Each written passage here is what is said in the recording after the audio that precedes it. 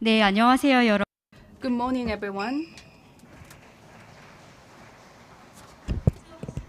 This is 2020 Better Challenge opening ceremony. Welcome to 2022 Better Together Challenge. It is an annual project held at GENIE Forum, co-hosted by 전라북도 Provincial Government Jeonju City Presidential Committee for Balanced National Development and World Culture Open. It is a project that covers activists in the field who contribute to the balanced development, local economy vitalization, and it is also a platform to introduce best practices and supports continuous activities of them. And this year, the theme is lifelong education that empowers the regions. And we have received applications from lifelong learning educators who are working in 170 lifelong learning cities across the country. So many people have shown their interest. As a result, we have had big numbers of entries. After the first paper-based screening, we selected 70 applications, and the result will be shared with UNESCO UIL. And out of 70, best 20s will be presented today from 1 p.m. through 4 p.m. 5 applicants from each field of health, culture, technology, and society will deliver 5-minute-long presentations. And after screening by experts and audience, and through the voting, 8 will be selected for excellence program and 1 for grand prize. And 500,000 Korean won will be given to the Excellence Awards and 1 million for grand prize, and all of them will be given the plaque under the name of the President of a Presidential Committee for the Balanced National Development. It would be impossible to have this event without the cooperation of Korea Association of Lifelong Learning Cities and Korea Association for Lifelong Educator. In particular, my deepest gratitude goes to Mr. Seung-won Park, Mayor of Gwangyang City, who the first congratulatory remarks will be delivered. He had confirmed that he would come here in person, but he could not due to an unexpected change of schedule, and instead he sent us a video message. Please watch. Hello. I am Seung-won Park, Mayor of Gwangyang City and Chair of Korean Association of Lifelong Learning Cities. I thank you for Presidential Committee for Balanced National Development and World Culture Open for hosting the 2022 Better Together Challenge. Dear lifelong educators and learners, you will be sharing what you have learned and educated on this occasion, and I think this is truly a meaningful time. I myself, as a chair of Korean Association of Lifelong Learning Cities, reaffirm my commitment to leading the efforts of lifelong learning. I feel regret that I couldn't be there with you in person today. Dear my colleagues, as you are excellent learners and leaders of lifelong learning, I hope you continue to work with us in building lifelong learning society. Thank you. Thank you very much for your participation. Let's go together. 치는 축사였네요. Thank you for your heartfelt message. Now I'd like to invite the next speaker. I myself am a certified lifelong educator. By the way, do you know how many lifelong educators are working in Korea? It is as many as 70,000. All of them are responsible for education that is occurred outside of the schools, in particular for teenagers. And we are living in the era of a centenarian, and many people in their middle lives worry how they make ends meet and live better after retirement in their 50s and 60s. For seniors and silvers, we are supporting and helping them to make a second and third life by teaching them a new set of skills. And Korea, unfortunately, is one of the highest suicide rate for the elderly. So we also offer hope to our grandmothers and grandfathers who want to live a healthier and happier and more active civil lives. And it is also supported by the lifelong educator. So there are some associations of lifelong educators, and I also signed up recently. Now I'd like to introduce you Lee Jae-ju, President of the Korean Association of Lifelong Educator, for the congratulatory speech. Please welcome him with a big hand.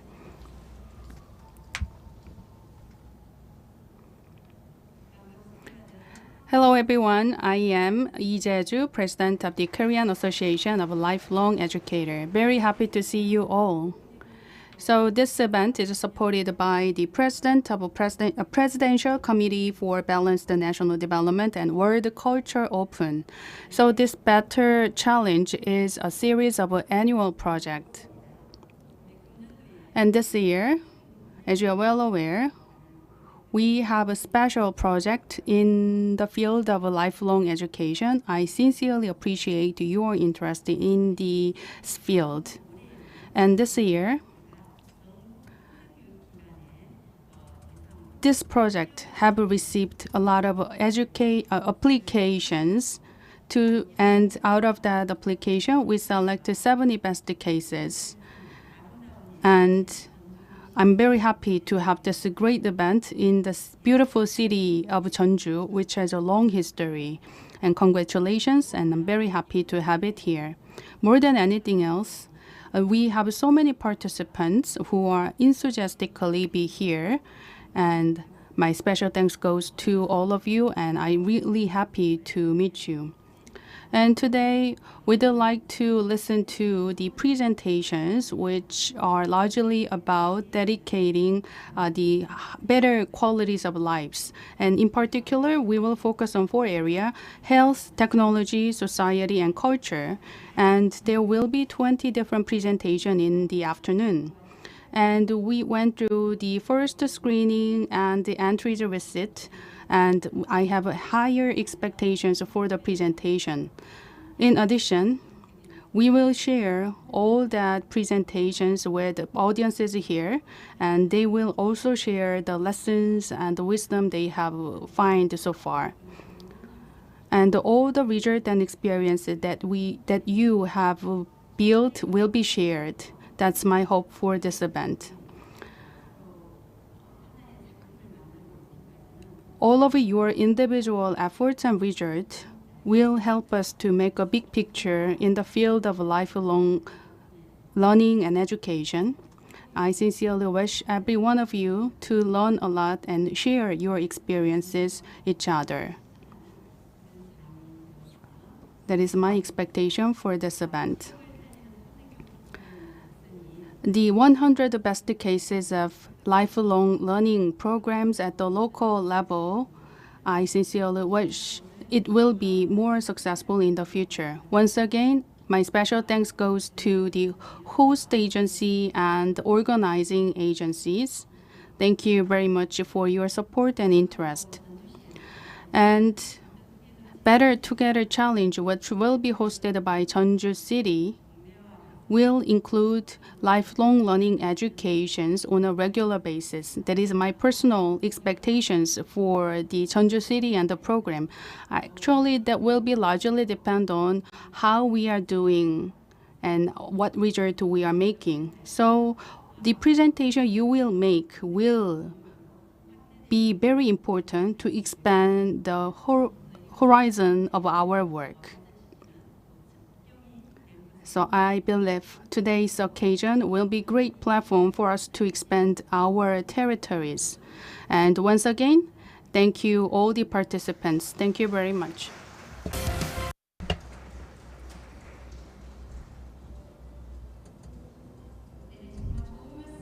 Thank you for your remarks. I feel touched by your remarks. Next, this event is not for the government. It is for the practitioners who work on the grounds. The practitioners who work for a long time. And this person, Mr. David Acho Arena, director of UNESCO Institute for Lifelong Learning, which is located in Paris, paid great attention to this project, and he will deliver the keynote speech. And he is supposed to come here, but he would not have been here if his schedule to come to Korea for visiting Korea's lifelong learning cities were aligned to his event. But instead, he sent us a video message. Please watch the video. Gathered here for the Better Together talk in the city of Jeonju. My name is David Achwarena. I am the director of the UNESCO Institute for Lifelong Learning. Though I'm sorry I cannot join you in person, I am delighted to have the opportunity to talk to you today about the importance of lifelong learning for regional and local development, as well as the positive impact it has on quality of life. I know many of you are lifelong learning practitioners and educators from lifelong learning institutes and centers across the Republic of Korea. Your work is essential in making lifelong learning a reality for people in localities across the country, translating Korea's national vision for lifelong learning into learning programs for which so many benefit. I would like to acknowledge the efforts of World Culture Open, the Presidential Committee for the National Balanced Development of Korea, and the city of Jeonju to make this event happen. As you may know, the Better Together Challenge is taking place during the 2022 Global Emerging Network in Economy Forum, which provides an inspiring context for our gathering here today. Dear participants, this topic is as timely as it is relevant. We know from data provided by the UNESCO Institute of Statistics that 771 million adults in the world lack basic literacy skills, 2/3 of whom are women. When we take into account the many other skills needed to navigate a rapidly changing world, including digital and vocational skills, we can say that a far large number of youth and adults are not sufficiently equipped. Furthermore, the 5th Global Report on Adult Learning and Education, GREL5, launched by the UNESCO Institute for Lifelong Learning just 2 months ago, reveals profoundly unequal access to learning opportunities around the world for adults. These worrying trends are advancing against a backdrop of major global challenges which require transformation and a shift from traditional notions of education towards a right to lifelong learning. Interest in lifelong learning, having grown over a period of decades, culminated in Sustainable Development Goal 4 of the UN 2030 Agenda: ensure inclusive and equitable quality education and promote lifelong learning opportunities for all. Since that time, lifelong learning has been afforded a more prominent place on policy agendas across most of the world regions. And yet, at the same time, in many countries, a diminishing amount of attention has been paid to adult education. The result is that the ambition of lifelong learning opportunities for all, set in Incheon in 2015, seems to have been lost. Yet, there are new momentum emerging to restore this ambition. In June this year, at the 7th International Conference on Adult Education, Confintia 7 in Morocco, the global community made a commitment with the adoption of the Marrakesh Framework for Action to harness the transformational power of adult learning and education within a lifelong learning perspective. Last week, in New York, the United Nations Transforming Education Summit expressed a new political ambition and sense of solidarity and agreed on specific actions, solutions to transform education and revitalize national and global efforts to achieve SDG 4. Furthermore, the UN Secretary General, in his recent report titled Our Common Agenda, has called for universal entitlement to lifelong learning and reskilling translated into practice through legislation, policy, and effective lifelong learning systems, a call that member states have reaffirmed in the Marrakesh Framework for Action. While the discourse and aspirations of lifelong learning are mostly expressed at global and national levels through legal frameworks, policies, and funding, it is at the local level that practical action is taken and actual implementation takes place. A guiding framework to promote lifelong learning at the local level is needed to empower stakeholders to take ownership of a national vision for lifelong learning and contextualize it in and for their communities. Learning cities provide an excellent example of the potential and role of the local level and of local actors to promote lifelong learning as essential ingredient to foster an environment that is socially just, ecologically sustainable, economically productive, politically democratic, and culturally vibrant. The Learning City approach proves to be a very effective strategy to engage citizens, mobilize a diversity of development sectors, institutions, and community groups to provide learning opportunities to all, while making the city a better and more sustainable place to live. Learning cities link global goals to local communities and activate transformation from the bottom up. We have seen in recent years a significant number of Korean cities adopting the Learning City approach. Their example has been inspiring cities in other parts of the world. Today, Korean cities comprise the largest national grouping of city members of the UNESCO Global Network of Learning Cities. Among the 217 cities of the network, 50 are located in Korea. Just last year, the network's flagship event, the International Conference on Learning Cities, was held here in Korea, in the Learning City of Jeonju.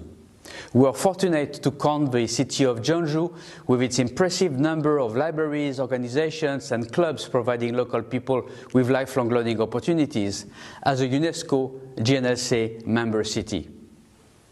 Korea's experience shows the way in coordinating lifelong learning across multiple levels. With lifelong learning enshrined in the national constitution and national and regional authorities established for its implementation across all parts of the country, Korean learning cities contribute to make lifelong learning a reality for their inhabitants. However, this is not a one-way process. In addition to contributing to and benefiting from the global network of learning cities, Korean cities also promote solidarity and cooperation at the regional level with the recent establishment of the Alliance for Asia-Pacific Learning Cities, a platform for regional collaboration led by Korean cities and linked to the global network of learning cities. The impact of a localized approach to lifelong learning is not only felt within the city. Increasingly, we are witnessing a shift supported by the UNESCO GNLC towards the development of learning territories. The learning territory includes a broader scope, bringing together urban, peri-urban, and rural areas. Hence, a learning territory may include one or several cities working with surrounding areas to foster a balanced regional development.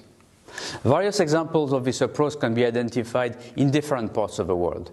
A successful example for extending the Learning City initiative to the wider region can be found in the city of Swansea in the UK.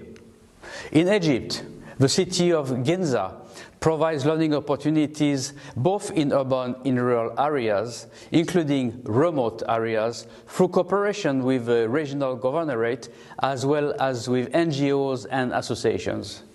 In France, a learning territory has been built across an area known as the Pays de Vannes in the region of Brittany.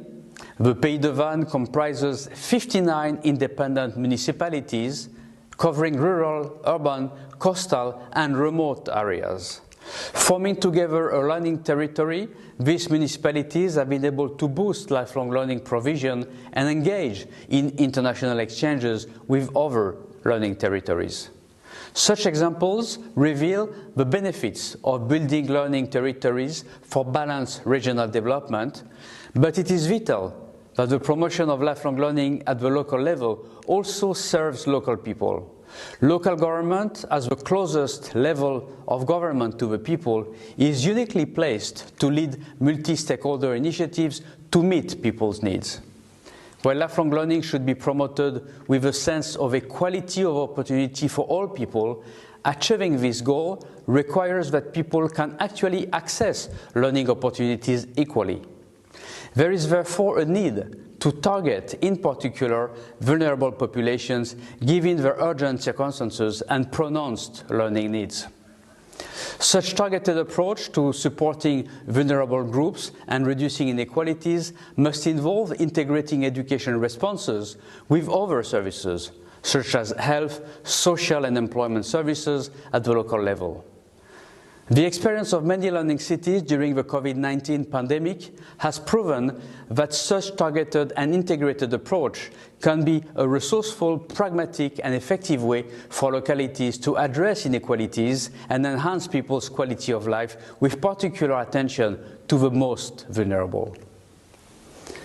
One inspiring idea which came to the fore during the pandemic is the 15-minute initiative. Championed by the city of Milan, but as well as other cities. This refers to a guarantee that key public services can be reached by all local people within 15 minutes of leaving their homes. As this applies to every part of the city, including deprived and remote ones, where local services are often insufficient, the initiative facilitates equal access to services like education, health and social support. In Espoo, Finland, during the pandemic, digital services and digital skills training were provided for vulnerable families, while social workers in interdisciplinary teams maintain regular contact with vulnerable pupils. In Sao Paulo, Brazil, a school meal program was put in place by the Municipal Department for Education to ensure that vulnerable children and families had access to food items and hygiene supplies during the pandemic. The initiative specifically targeted those living below the poverty line and children with special needs. These experiences demonstrate that learning cities have the capacity to protect vulnerable groups and improve their quality of life, combining lifelong learning with other forms of support, with special attention to disadvantaged groups. To conclude, I would like to stress 3 points. First, while progressing towards a right to lifelong learning starts with international agreements and national policies, laws and funding, its actual realization requires spatial understanding, a sense of how lifelong learning opportunities are distributed and coordinated across cities, regions and other territories. And local stakeholders require recognition as key agents of transformation for lifelong learning.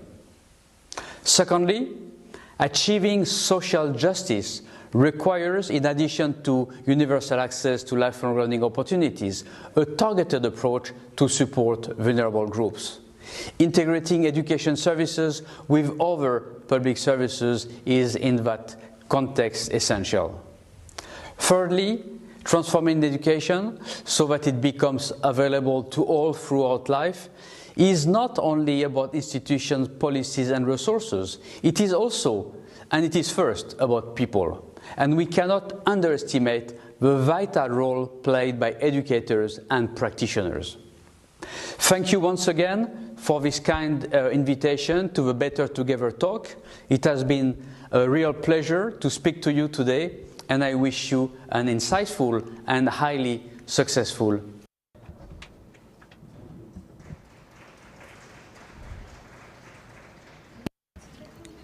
Thank you very much. And his speech touches the sweet point. From the very beginning and the end of our life, we shouldn't stop learning.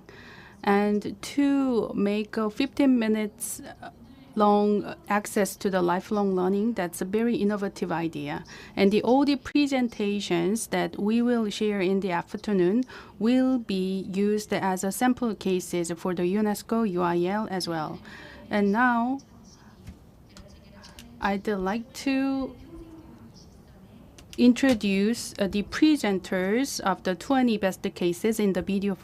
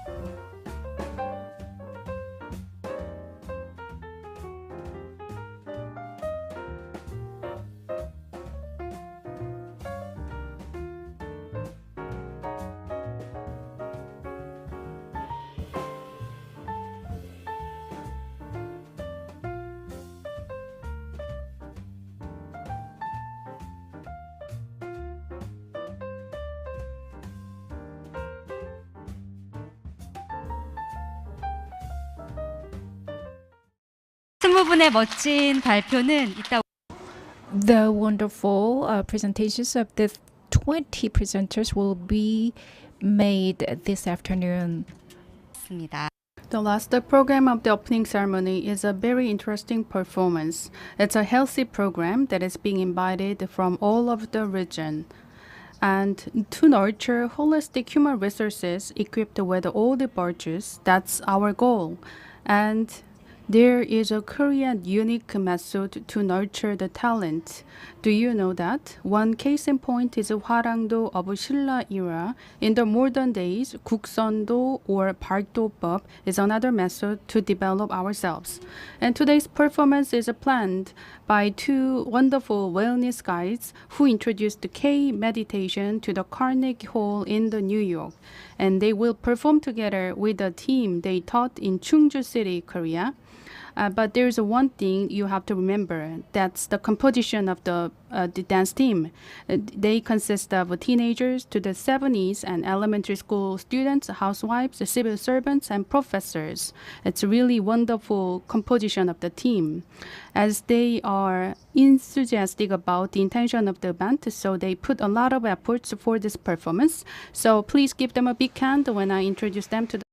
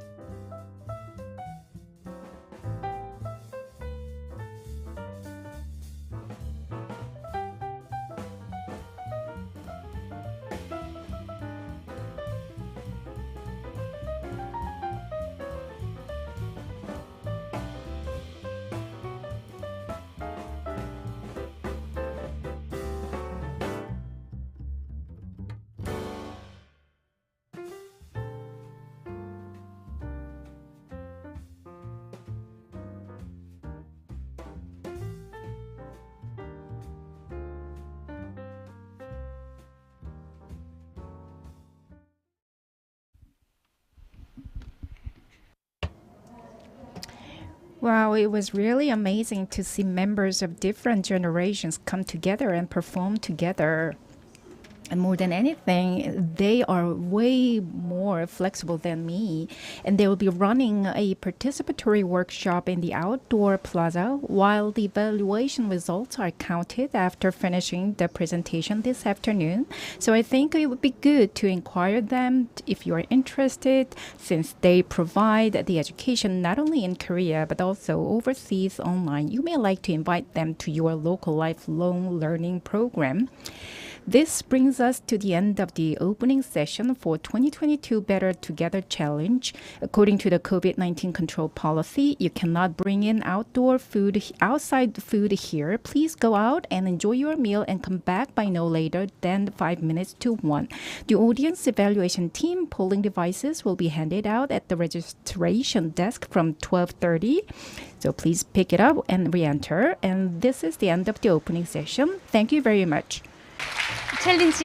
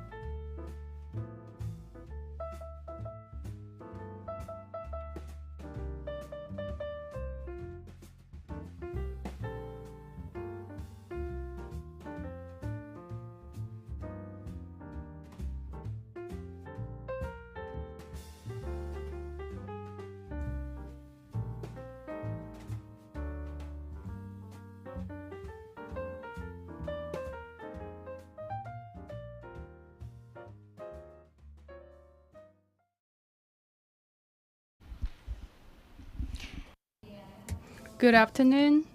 So let's begin 2022 Better Together Challenge under the theme of the lifelong learning that empowers the region.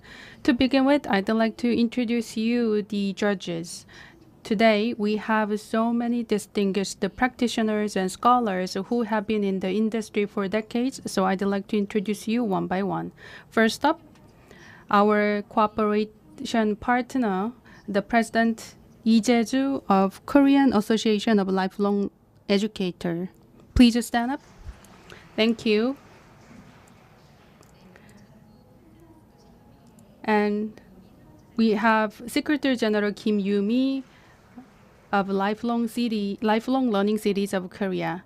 And we have President Tak Hee-jung of Global Arts and Culture Association. And continuing on, we have Professor Jung Duk-jin of Westminster University, as well as the visiting professor of Hanyang Cyber University Platform Education Engineering Department. Thank you for your participation. Last but not least, this project wouldn't be possible without the help of this person. And he is the advisor to the Better Together Challenge. He is the president of Global Human Resource Development and the vice president of Human Resource Development of Seoul Hanyang University. Professor Son Soon-heng is here with us. On top of the 4 expert and professional judges, we have audience judges as well. And the all applicants who are selected as the 20 best 20s, and many practitioners and the citizens who are enjoying the programs, and the students at the Jeonju National University of Education are here with us for working as the audience judge. We have a total of 50 the judges. 기술 So today's presentation will be made by a total of 20 people and 5 lifelong educators from each of 4 segments: wellness, culture, technology, and society. We'll be using a polling device for a so-called empathy voting after hearing each presenter's story of their project. You will have a feeling about the program, so regarding how much that project has improved the happiness, wellness, and knowledge of locals. At the end of the presentation, I will ask you to vote. Then press a number between 5 and 1 with 5 points, the highest empathy score, and the 1 point, the lowest score. The voting results by the expert jury takes account for 60% and the audience evaluation 40%. The judges who received the polling device, shall we test it briefly? The system team, the evaluation team, please check it if the voting results are coming in properly, and please give an OK sign. So please press any number between 1 and 5. The 5 the highest point and 1 is the lowest score. So is it coming properly? Thank you. So that's it. So you can press multiple times, and the last number that you have pressed will be counted into the result.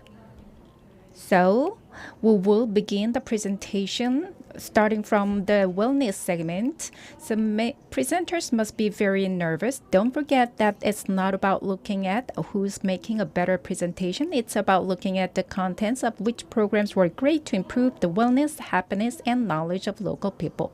Let's not forget that it is about the empathy, that how much you have brought about. So please give all the presenters with a big round of applause. 네, 감사합니다. Thank you for your cooperation. We actually choose the order randomly in advance, so that the order of the presentation has been decided. So we'd like to begin according to that order. So the first speaker of the wellness area is Park Ina, who is working in the Hongcheon, Gangwon-do. Please welcome her with a big hand.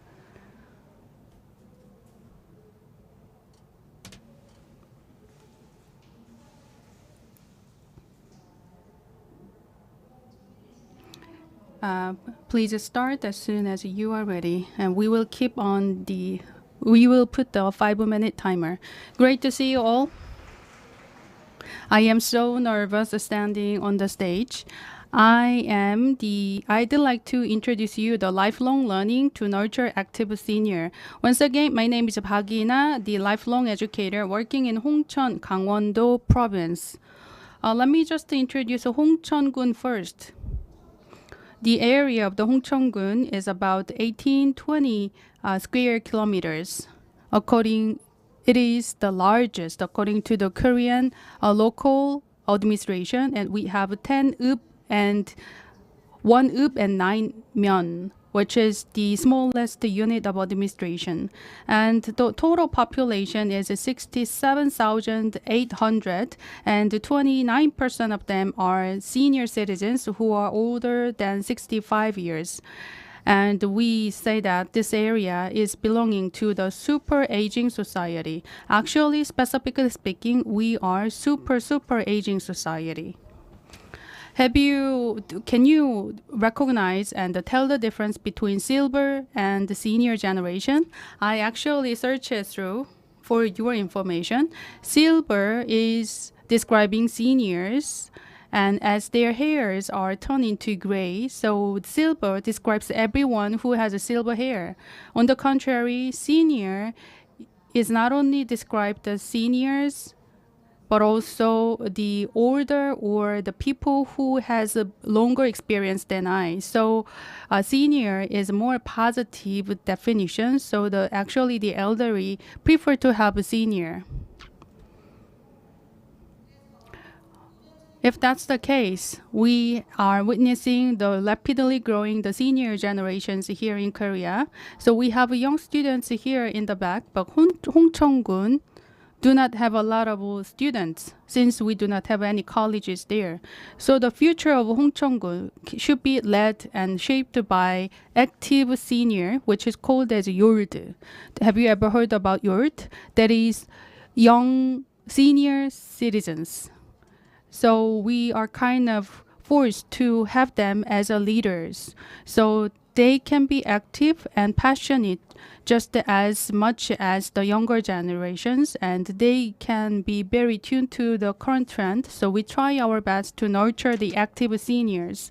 And the first part of that efforts is that we are delivering the storyteller development programs.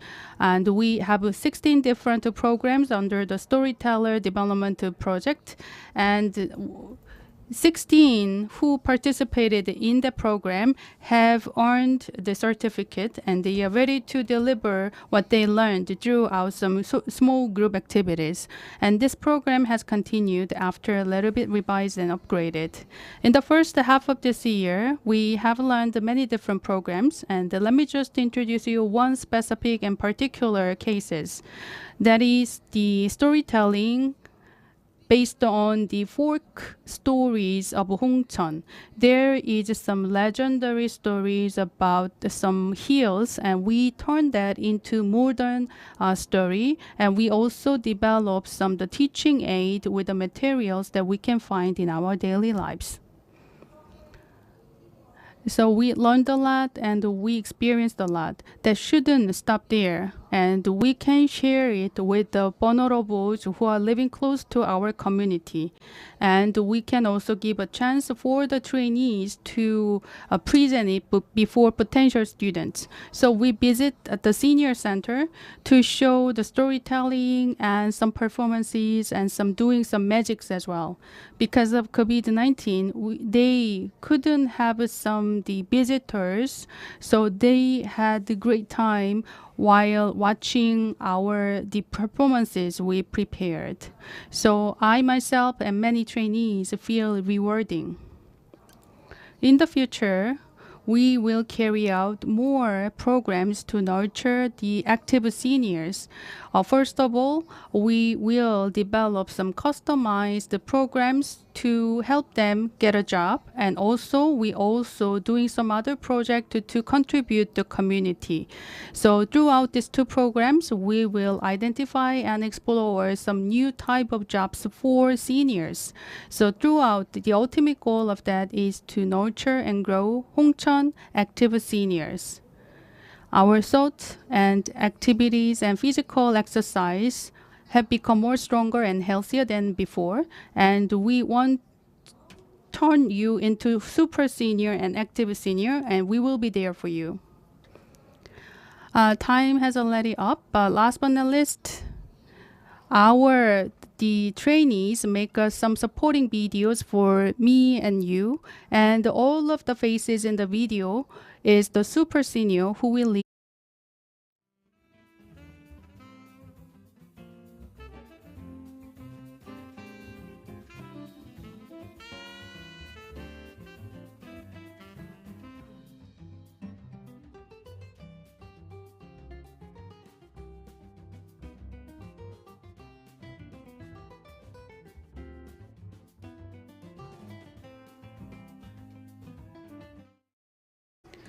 So on that the very positive video, you have concluded the program introduction of nurturing the active senior, and now it's voting time. Please evaluate the presentation from number 1 through 5.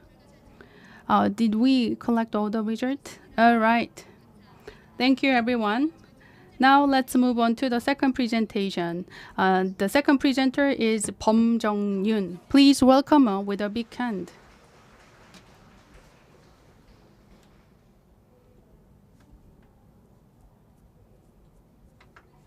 Good afternoon. I am 한살림 Seoul, the Food Eating Education Center. I'd like to show you our eco-friendly eatery habit to protect Earth. Can you guess what this colors means? This is the graph to show the changes of the Earth's temperature. As you can see, in the last 10 years, the temperature has jumped. And because of that, the world suffered a lot from the wildfire, flooding, and the drought, and many others.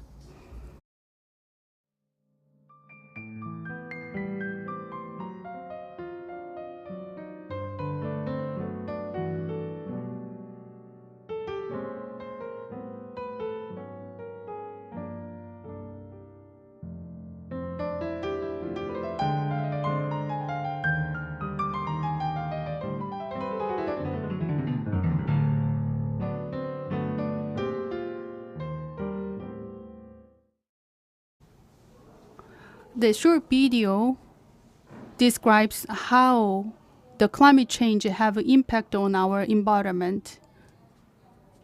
IPCC 6th report says that climate change is clearly impacted by human activities.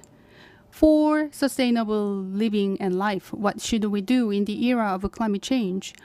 We should live healthy and happy life. Then we have to expand the sustainable farming, and we also educate healthy and quality eating habits.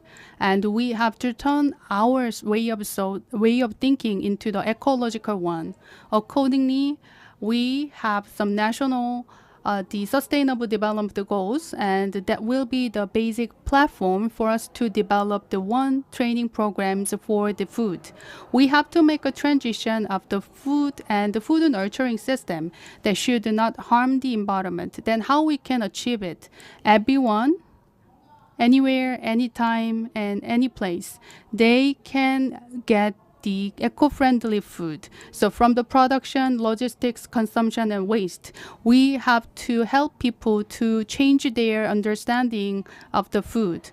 First of all, we have to expand sustainable farming, and we have to put importance of the local farming, and we also educate people to cut the food waste. That's the best way to save the earth, and based on that philosophy, we started delivering the training and education.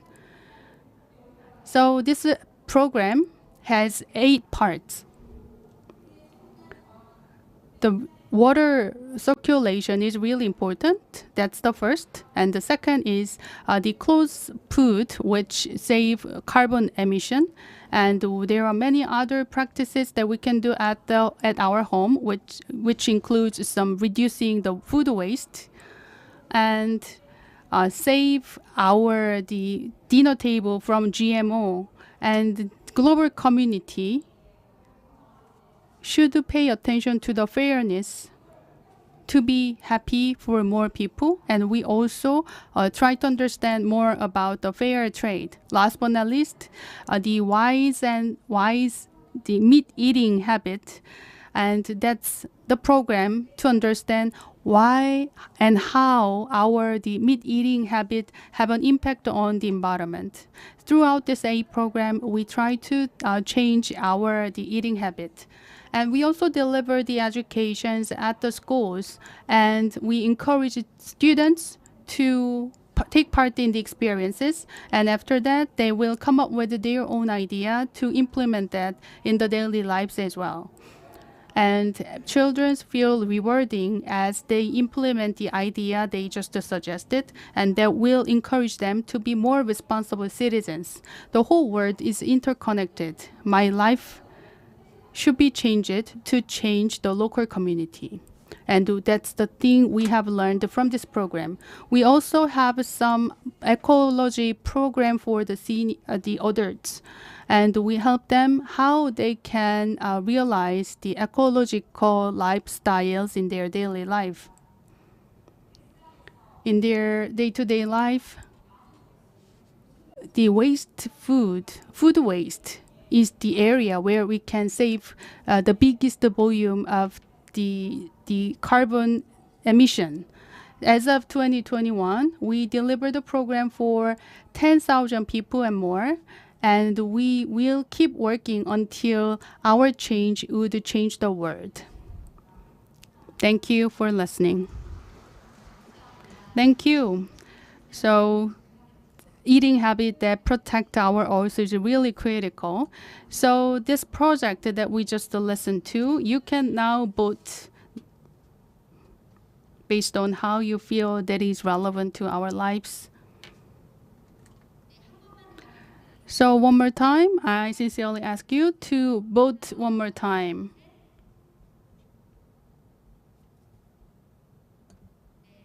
All right, I think we are done with the voting for the second presentation. Now let's move on to the third presentation. Presenter is Park So-woo coming from Hwaseong City, Gyeonggi-do Province. Please welcome her with a big hand. Great to see you all. I am Park So-woo, lifelong educator coming from Hwaseong City, Gyeonggi-do Province. Great to see you all. The program that I'd like to show you is Happy Donkey. I think you can feel happiness when you think about and imagine Happy Donkey. So it has 4 parts for my presentation: the necessity and purpose and content and the result and summing up. As you can see from the title, the Happy Donkey means that I am listening to your story. So just like the ears of the donkey, we can listen to the other's story with all undivided efforts. No matter how persuasive you are behind the mask, it's not easy to hear the voices or the sound people speaking behind the mask. That's one negative thing coming from the COVID-19. Because of that, the depression becomes a more serious issue, and sometimes that lead to the suicide. And the most serious thing is that Korea is the highest number of the suicide rate for the elderly among the OECD member countries. And unfortunately, we has been keeping that ranking for quite a long time. It is a so serious issue. And the medication is, when it comes to the medication of depression, we are at the bottom of the OECD member countries. And we always relate to depressions to senior citizens and the adults. But actually, after the COVID-19, the depressions among children under 10 years old has increased by 70%. Can you guess the reason? Actually, children should spend some time between them at schools or some institute. They have to have a lot of communications and dialogue with their friends and their parents and many others. But that has been stopped and suspended. Some school operates very unstably, so their depression have worsened in a big way. And the depression for the youngsters have become worsened as well. And there are additional 28,000 youngsters who suffer from depression compared to the prior to the COVID-19. Of course, many senior citizens suffer from the depression because of the financial difficulties and some physical illness. But after the COVID-19, the more attention should go to the children and the youngsters and the teenagers who are suffering from the COVID-19 depression. So after recognizing this kind of a social issue, we just try to understand the cause. Many of the children feel depression if their parents feel depression.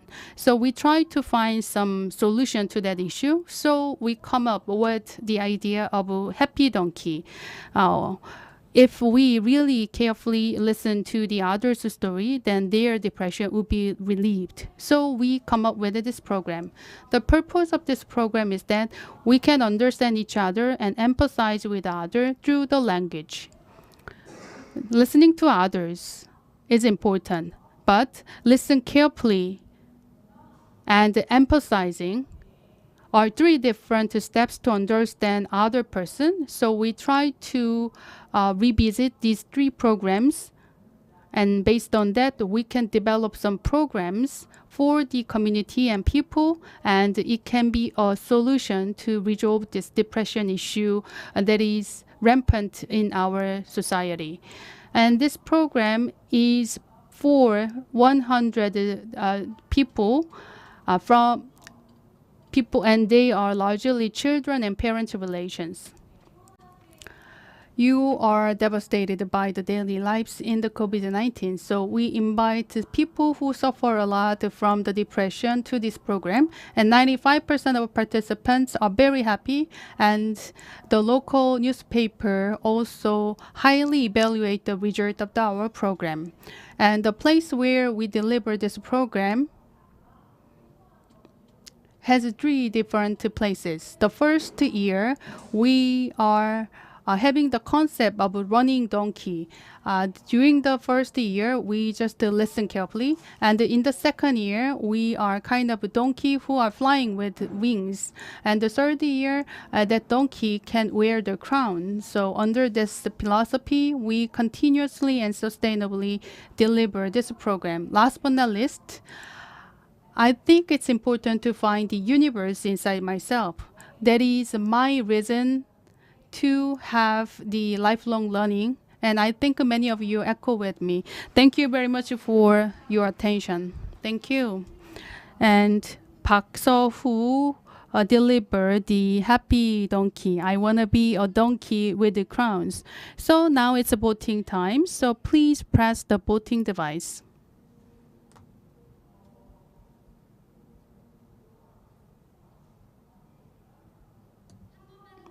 Let's do it one more time. Please press the button. Thank you. So we have collected the result. Let's move on to the fourth presentation. Presenter is Kim Sun-hee, who is coming from Jecheon City, Chungbuk. Please welcome her with a big hand.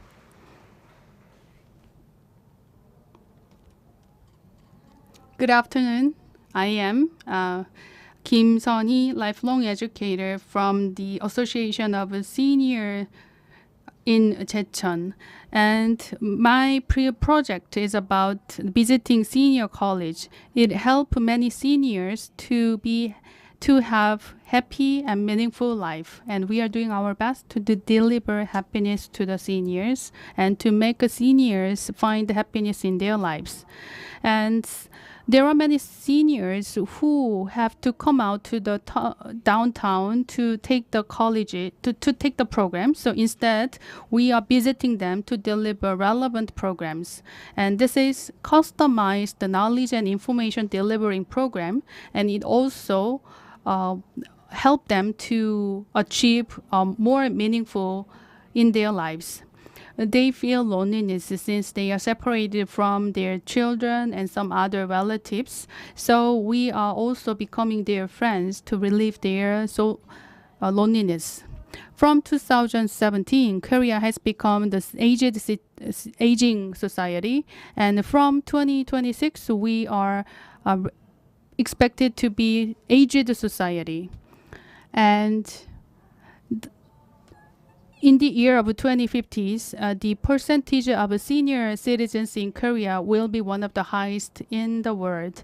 And to resolve this issue, we explore and identify many healthy programs, and that has become very strong foundation for us to deliver happiness and healthy to the seniors.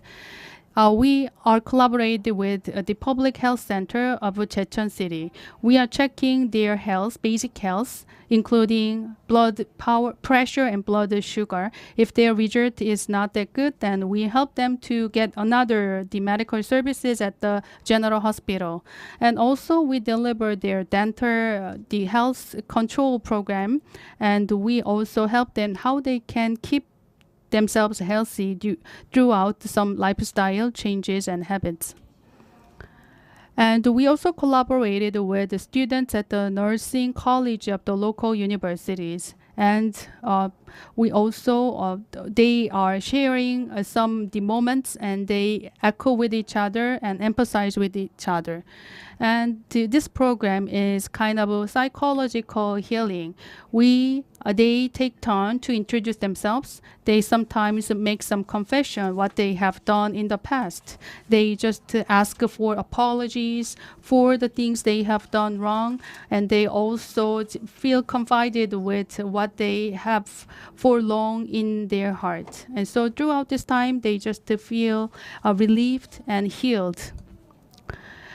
It's very rare to make a big and loudest laughing sound, so we need to practice to laugh better. So according to the gestures and the chant of the instructor, all the participants laugh very big. And as you can see in the picture, all the facial expressions of participants was very bright. So it was a very enjoying moment. And the next is a physical exercise program. We deliver how to do silver aerobic and the acrobatic, the exercise and the Tai Chi as well. It helped them to keep themselves healthy. Sometimes their body is not that nimble, so we just deliver customized program for seniors to follow the directions of the instructor.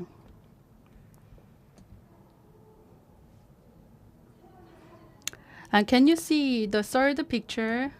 One grandma actually suffered from dementia, and she stood up in the aisle as she is driven by her enthusiasm. She was invited this program thanks to her friends, and our program is inclusive to include dementia patients as well, and they take care of each other. That's why we have these patients as our participants as well.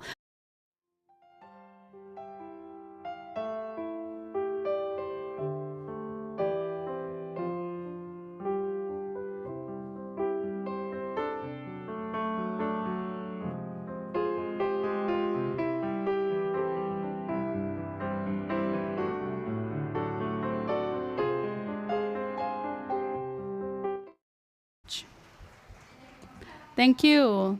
The last video is really interesting. I just feel like to follow that. So now it's voting time. So all the participants, please press your button.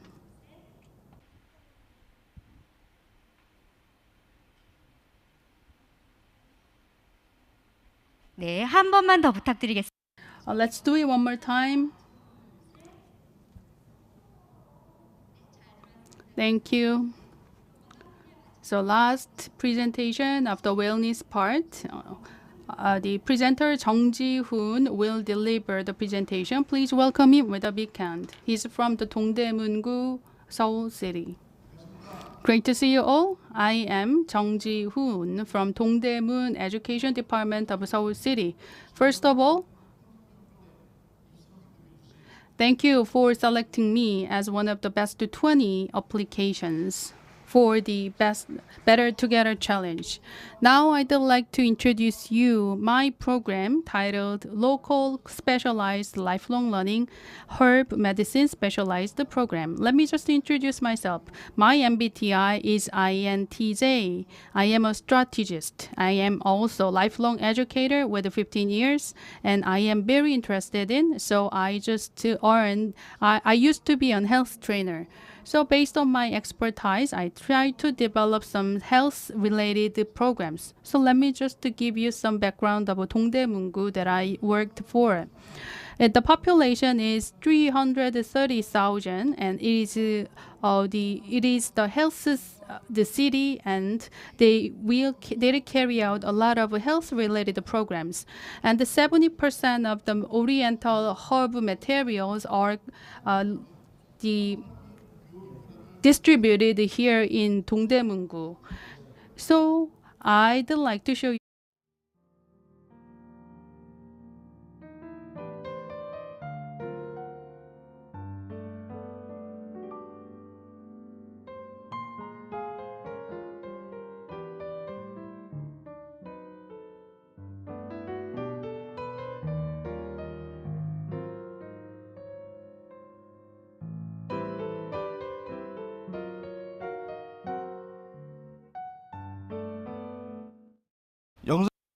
As you can see in the video, there are the medical Oriental Herb Museum and Oriental Herb Market in Dongdaemungu.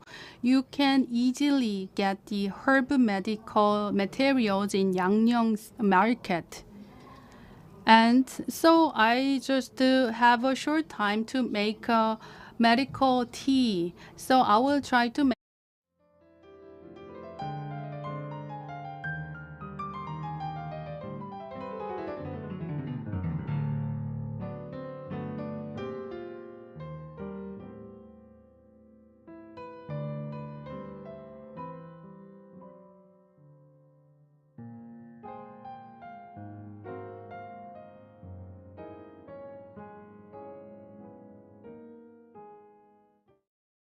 한방은 K-medicine is a nickname of Oriental medical treatment. It's our own national treatment that have been developed in-house. And during the hardest days, we eat the chicken soup, and when we try to lose weight, we also try to lose weight in the K-medicine way. It has been deeply rooted in our daily lives. Many people have more interested in the immune system because of the COVID-19. And we are living in the with COVID-19 era or post-COVID-19 era. The lesson we learned from COVID-19 is keeping healthy, and we are expecting to go back to the normal daily lives. And that should be started from lifelong education. And also, the lifelong education should be a transition moment to suggest the better vision for the better future for everyone. So in the last year of 2021, we had the lifelong forum, and we set out and suggest roadmap to recover the new normal. And Dongdaemungu and one university in the region suggested some idea to keep immune system healthy and to keep our body working accordingly. And I'd like to wrap up my presentation. I have one expectations to recover. I hope every Korean people recover their healthy state and normal daily lives. And also, I also sincerely wish the revitalization of K-medicine. So far, it was my pleasure to stand before you. And my name is Jeonju. Thank you very much. 네, 감사합니다. Thank you very much, lifelong educator Jeonju.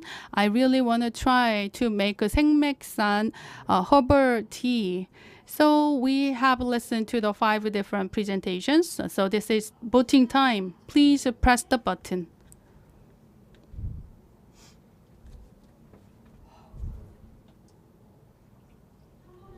Let's do it one more time. Press the button, please. Thank you. We have received your opinion as well. So this is the end of the challenge in the wellness. So while we are waiting, preparing for the culture, let's take a short break. 분야 챌린저 So while we are doing so, the presenters please wear the pin mic. So you are familiar with TED Talk. One of the popular talk was the presentation made by a game designer named Jane McGonigal. It was said that if we increase our body index, mental and emotional and social index, we can live 10 more years. And why don't we just try the things that he suggested? First, let's increase the body index. Will you please get up? So please get up and stretch your arms. And you can make noise. Good. So we have increased our body index. Next, let's shake our hands with the people in front of you and next to you. Good to see you all. Nice to meet you. Smile, please. Thank you. So we have raised up the social index. About the mental index, while you are listening to presentations, that will naturally increase. So let's go to the emotional index. Please sit down. So we will show you a video and relax and enjoy the video.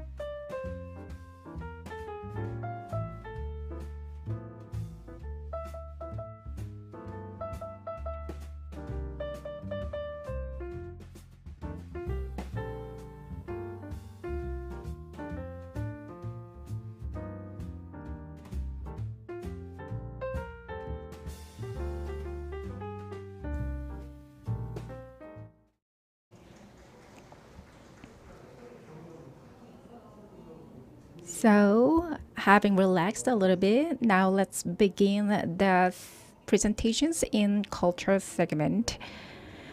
The first presenter is Inami from Kunsan of Jeonju province. Please give her a big round of applause.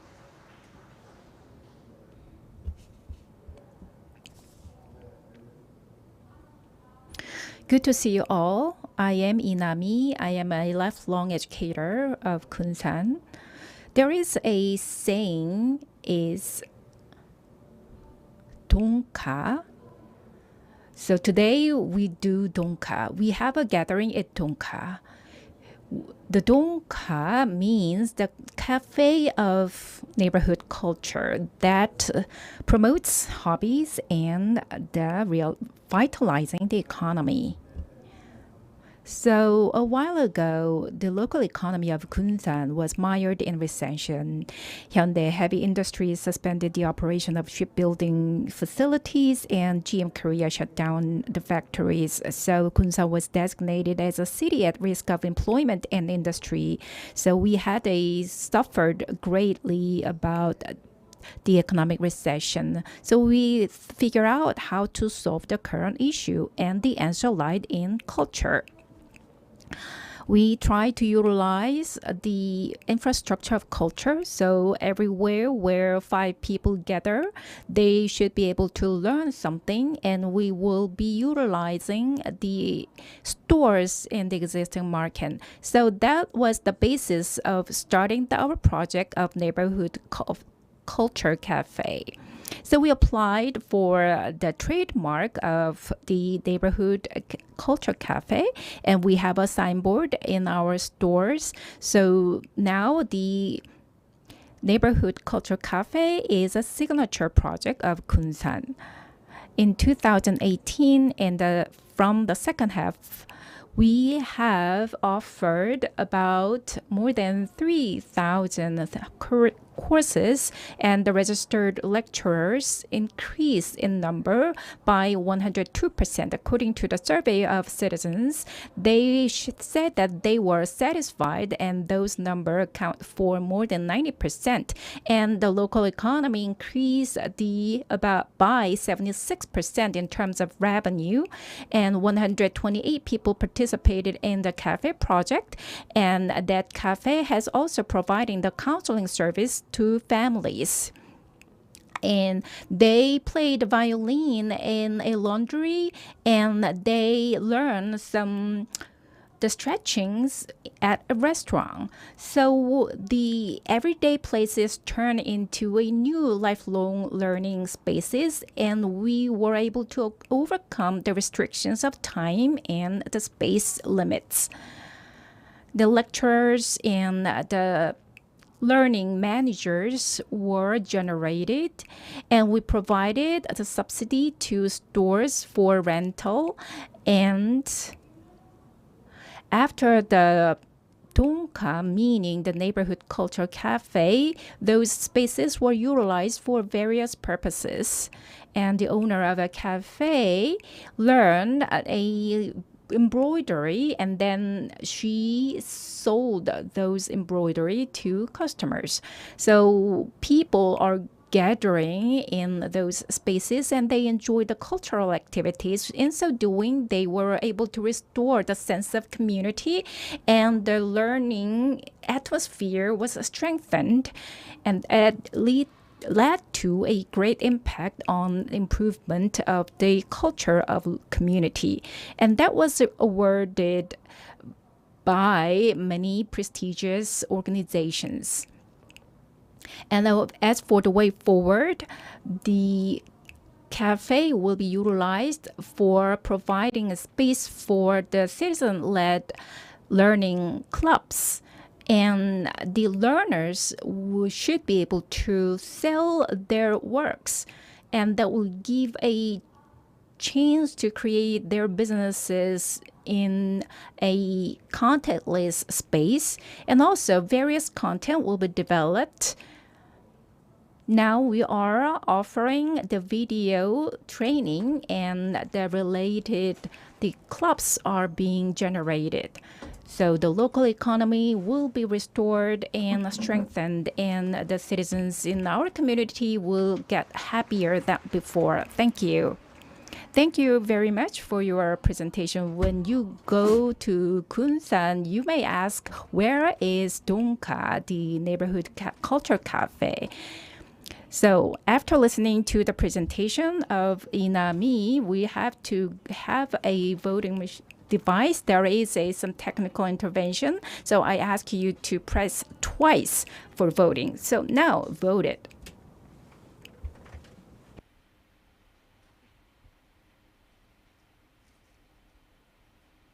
네, 잘 들어왔습니다. Thank you. Next, the second presenter is Bae Sun-young, who is from the Ilsan of Gohyang City. Please give her a big hand. Hello, everyone. I am Bae Sun-young. I am a lifelong educator of the Lifelong Center for People with Developmental Disabilities. lifelong together. Thank you for giving me a chance for presenting my story. I have majored in the social welfare and I learned the new media, and I was able to learn the lifelong learning. As I engaged in lifelong learning programs, I thought that there were a limited number of lifelong learning programs for people with disabilities. As I learned about disability throughout the life, the people with disabilities need to have the lifelong learning opportunities, but there were no opportunities enough. And there are little programs, and those programs are very uniform in terms of content. So as the number of lifelong learning center for people with disabilities are increasing. So I'm happy for that. As a practitioner in the field, I will do my best to promote this area. So let me begin my presentation. As I said before, this is our lifelong center, which is located in Goyang, and the center is for the adult with disabilities. So we have the basic life and the vocational training and arts and culture segment. As you can see in the picture, there is a craftsmanship and flower art and the gymnastic and jumping. A lot of various interesting programs are available at our center. I am going to introduce one of the programs. This is the music story. The music story has 5 components. One, music art, and the other is piano and drum. As I live with the disabled people, they like the most the programs that are concerned with music. So we use the music to learn how to play musical instruments with the disabled people. But we wondered how much they would be able to learn. And there are limited opportunities for the people with disabilities to learn how to play the musical instruments. So that's how we started the program. First, I will introduce the music art program.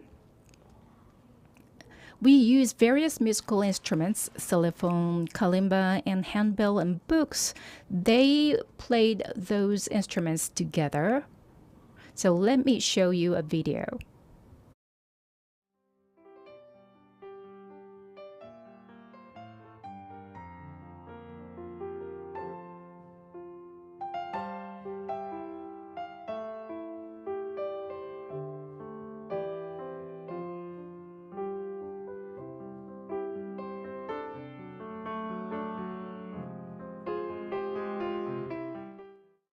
Wait for their turn to play the musical instrument, but it's not an easy job for them to do it.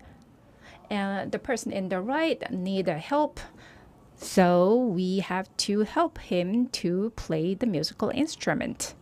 They were very much satisfied with this performance. Next, drum and piano. So let's watch a video.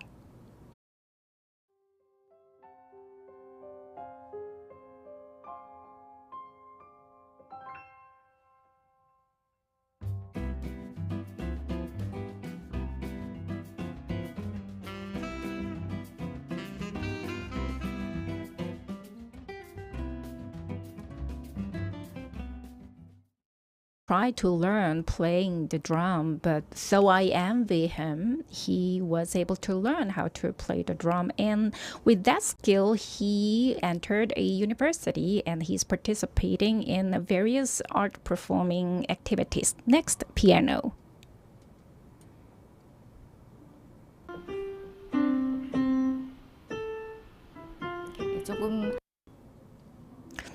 He's only using one hand. It may be a clumsy hand, but he practiced for 6 months to play this. And he continues to learn how to play the piano.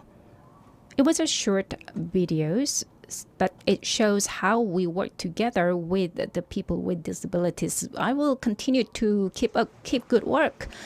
Thank you. Thank you very much. the compassion, communication, and care, those are very important values. So after listening the presentation, now it's a voting time. So press the button.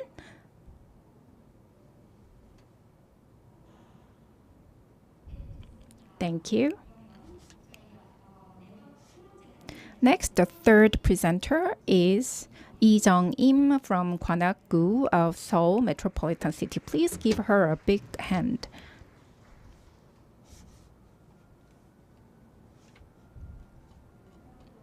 Good to see you all. I am a full-time homemaker, Lee Jung-im from Gwanakgu. Gwanakgu has about 800,000 people. And we have a Seoul National University, so it is a good place to learn. So I graduated the resident reporters training program, and since then I am working as a practitioner. So I want to introduce the Gwanakgu's community reporters program.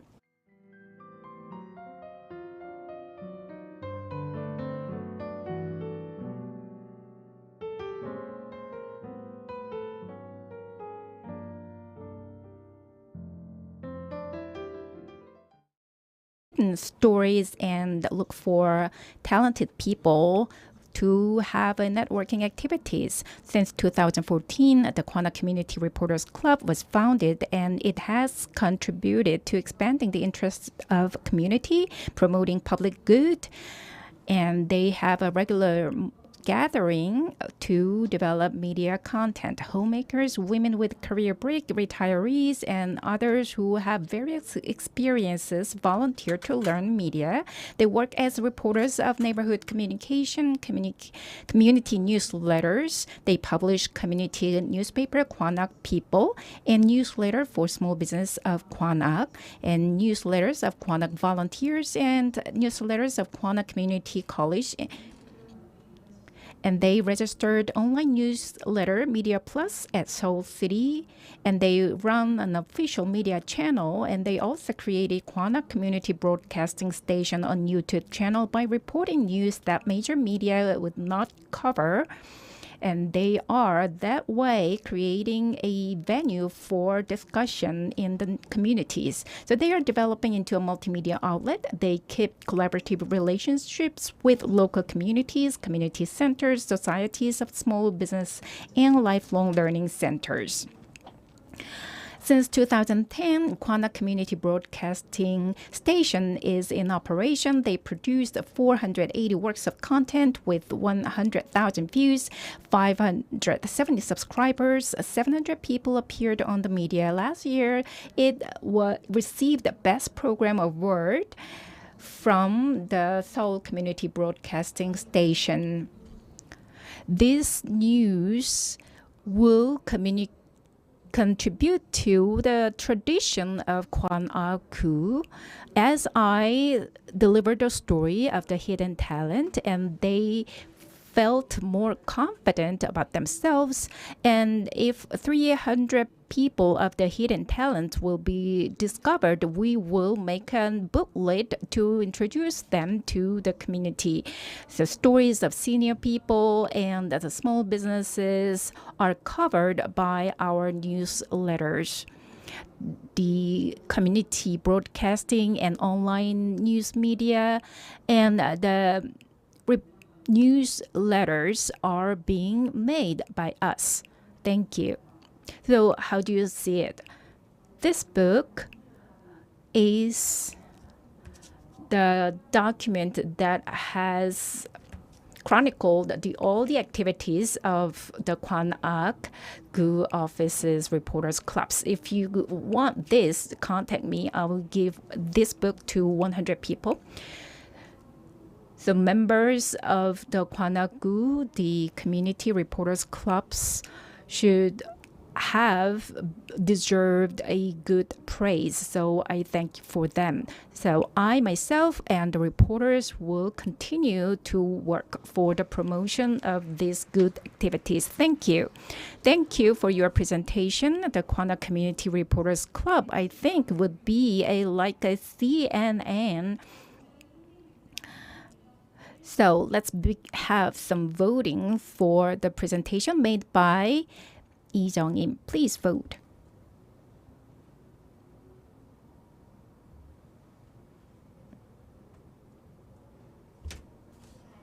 Thank you.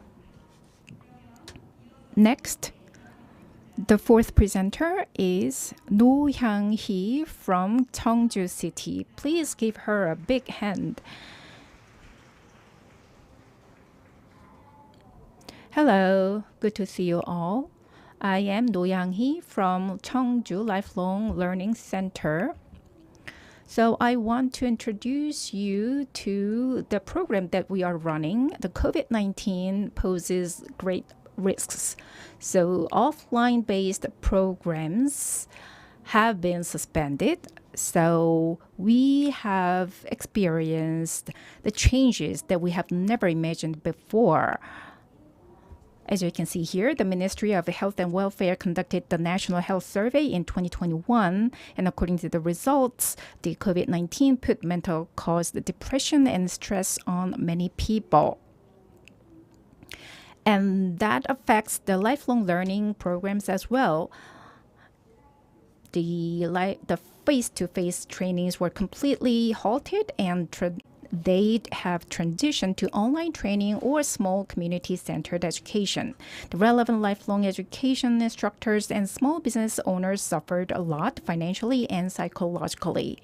So for those who are having a hard time, we hope to provide them a lifelong learning programs to heal their body and mind. First of all, the Sulsekwon Lifelong Learning Program is a project to provide financial support for the cost of local cultural and art experience workshops, academies, lifelong education institutions, and groups or organizations that are located in hidden places in neighborhoods.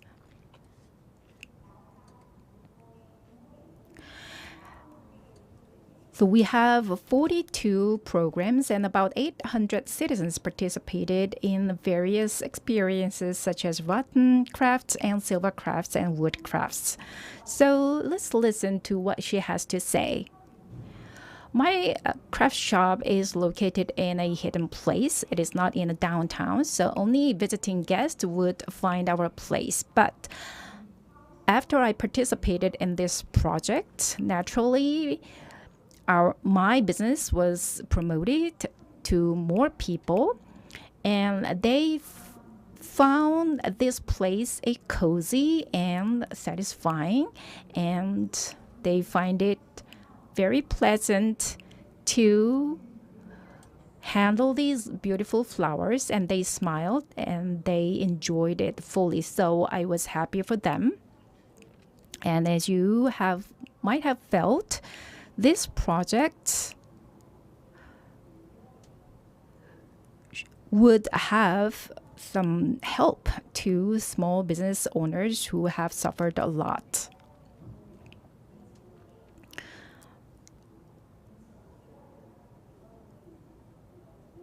So we were planning to promote these people as a lifelong learning centers to citizens, and we wanted to give chances for various lifelong learning programs and to promote lifelong learning.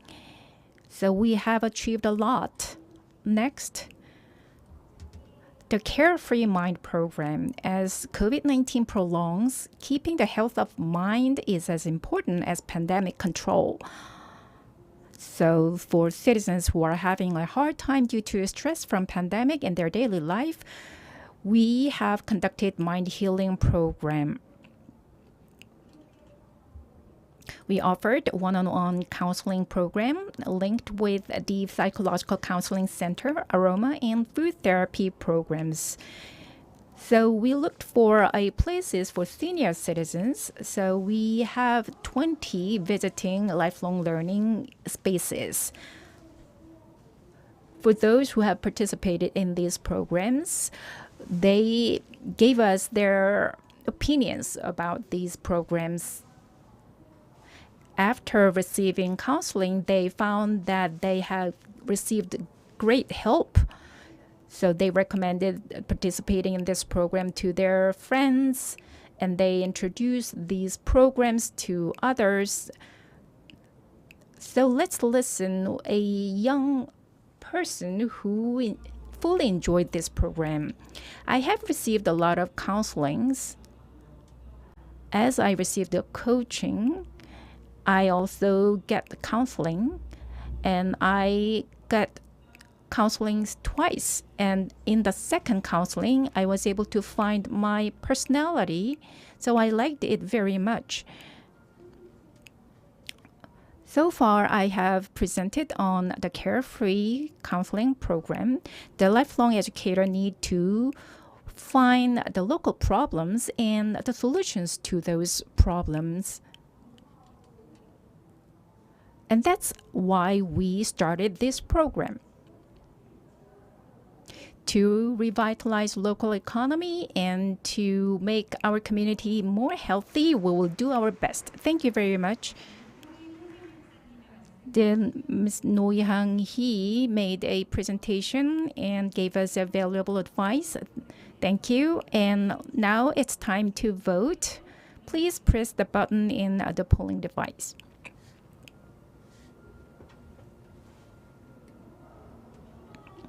So let's do it again. Please press the button from 1 to 5. Thank you.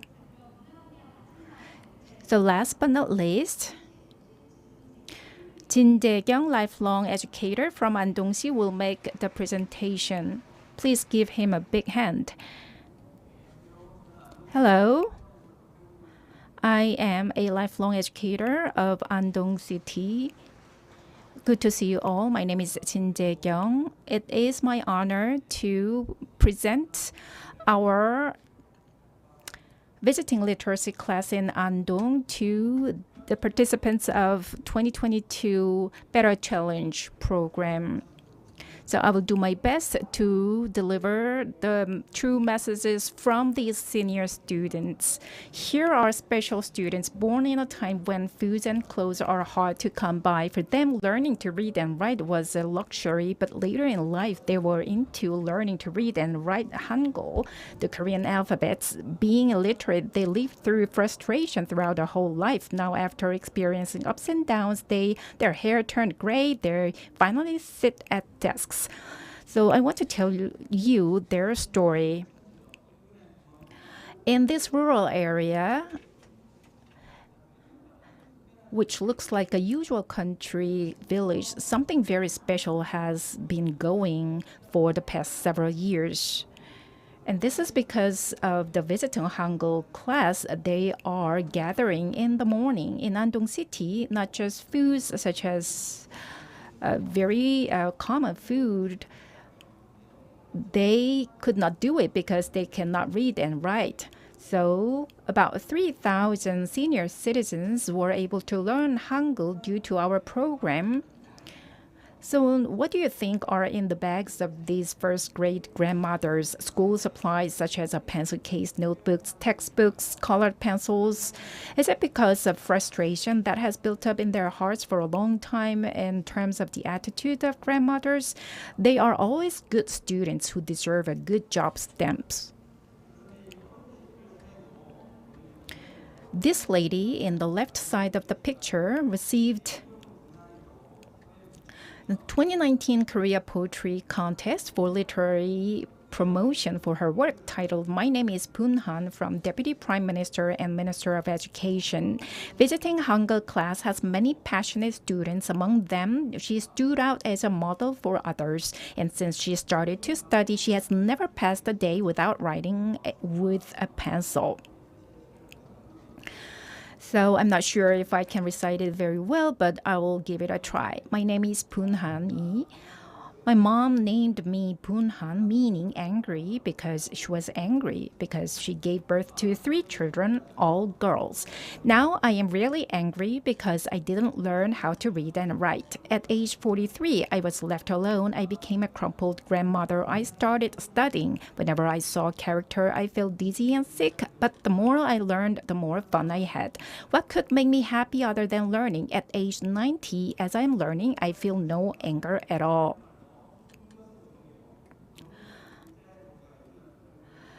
Before attending the visiting Hangul class, they found no meaning at all in a book. But as they've come to understanding the text gradually, they feel more joy while reading. The students' interest in studying Hangul is also attributable to the hard work of teachers.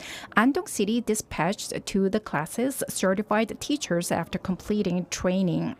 After being left in the dark for most part of their life, they gained the vision into the world. As I observed them, I realized the importance of literacy education. These grandmothers are still working hard, although their writing is clumsy. I applaud their passion. Finally,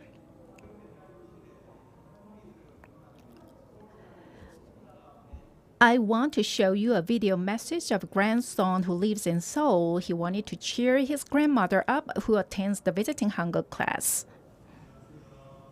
Hello. I am Kwon Tae-mok, the first grandson of Lady Kim Kun-nomi. Hello, grandmother. Hello, teachers. I feel a little awkward because this is the first time I shoot a video message, but I do this because I want to express my support to my grandmother. I thank you for teaching me Hangul, and I hope you enjoy the time with your friends in the class. I feel very proud and grateful for you enjoying the class. I hope you continue to learn and enjoy eating food with your friends and had fun. Go, my grandmother. I love you. Thank you very much for listening. Thank you. Her handwriting of Kim Bunan is better than mine. So we have completed all the presentations in the culture sector. So now let's have a voting time. Please vote.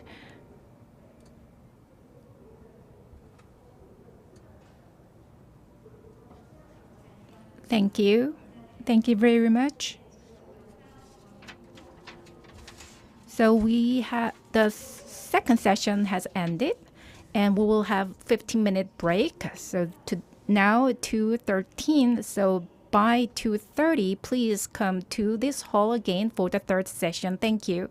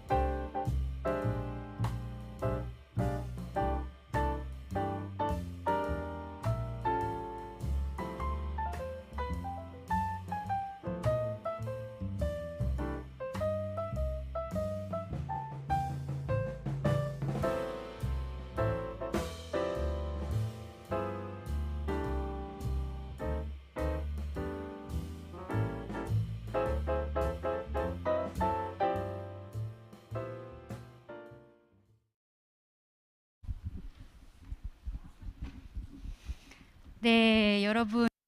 Well, let's get it started again. This is 2022 Better Together Challenge. This is part 3.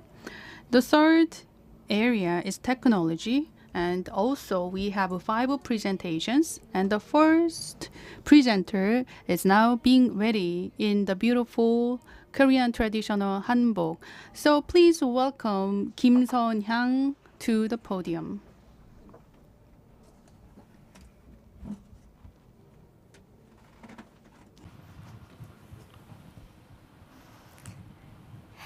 네, Great to see you all. I am Kim Seon-hyang, coming from Busan City.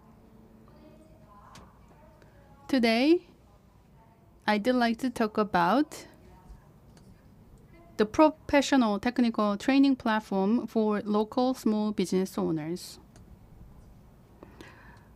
I think I'm not familiar with this device, but anyhow, it's page it turned. So it has 4 parts: introduction of a platform and how to operate and how to consist the program and after-service mentoring system.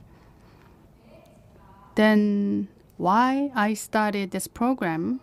Here comes the purpose. I believe as a small business owner should survive when the local community is vitalized, and when the local community is vitalized, and small business owners can survive better. So with that philosophy, I started this program from 2006, and from July 2021, we have nurtured 67 the startup would be and the local small business owners, and all of them have found their job in the new industry or found their own businesses. The founding of businesses and the reopening up their businesses and finding a job, they need to have some set up the skills. So we help them to find a new job and new businesses in the relevant industries throughout this program.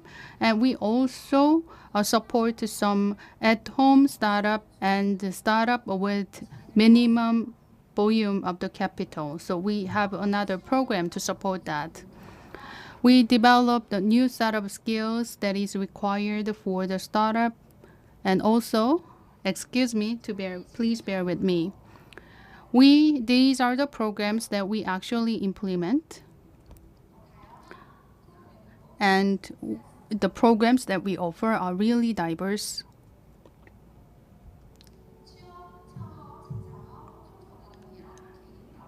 We deliver the individualized technical training program. Through this program, they will get new set of the skills that is required for their purpose. For starting up their business and landing a job, we first started with recruit trainees, and then we link them to some counseling services and providing some services how to help them understand how to start their own businesses. And we also explore best practices, and also we deliver the after-service programs. This is not just regular programs to support job seekers, but we are providing the customized services based on the demands of the participants. And we even delivered the editing of their self-resume, and also we just teach and guide them how to be better in the interview. And we also provide how to operate their businesses more relevantly and more appropriately for the small business owners. This is not simple technology, but we combine the school classroom education to the on-the-job training. And even after the program delivery, we deliver some after-service mentoring programs. That's the biggest strengths of our program. So the after-service mentoring services is that it works with the professional consultants, and they serve services to help resolve difficulties of the new business owners and new business operators 2 years after they started their own business and change the type of their business. Do not set the limit for yourself, and you can believe in your potential to grow. And you have to have a strong belief in yourself.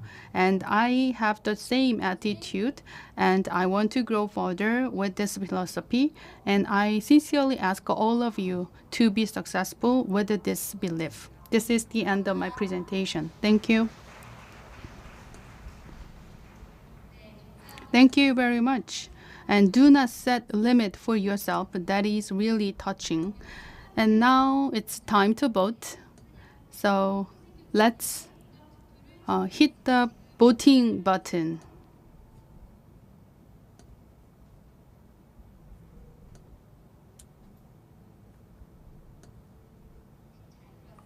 All right, we collected all the results. Thank you. Let's move on to the second presentation. It will be delivered by Min Jae-kyung, who is coming from Wonju City, Gangwon-do. Please give a big hand.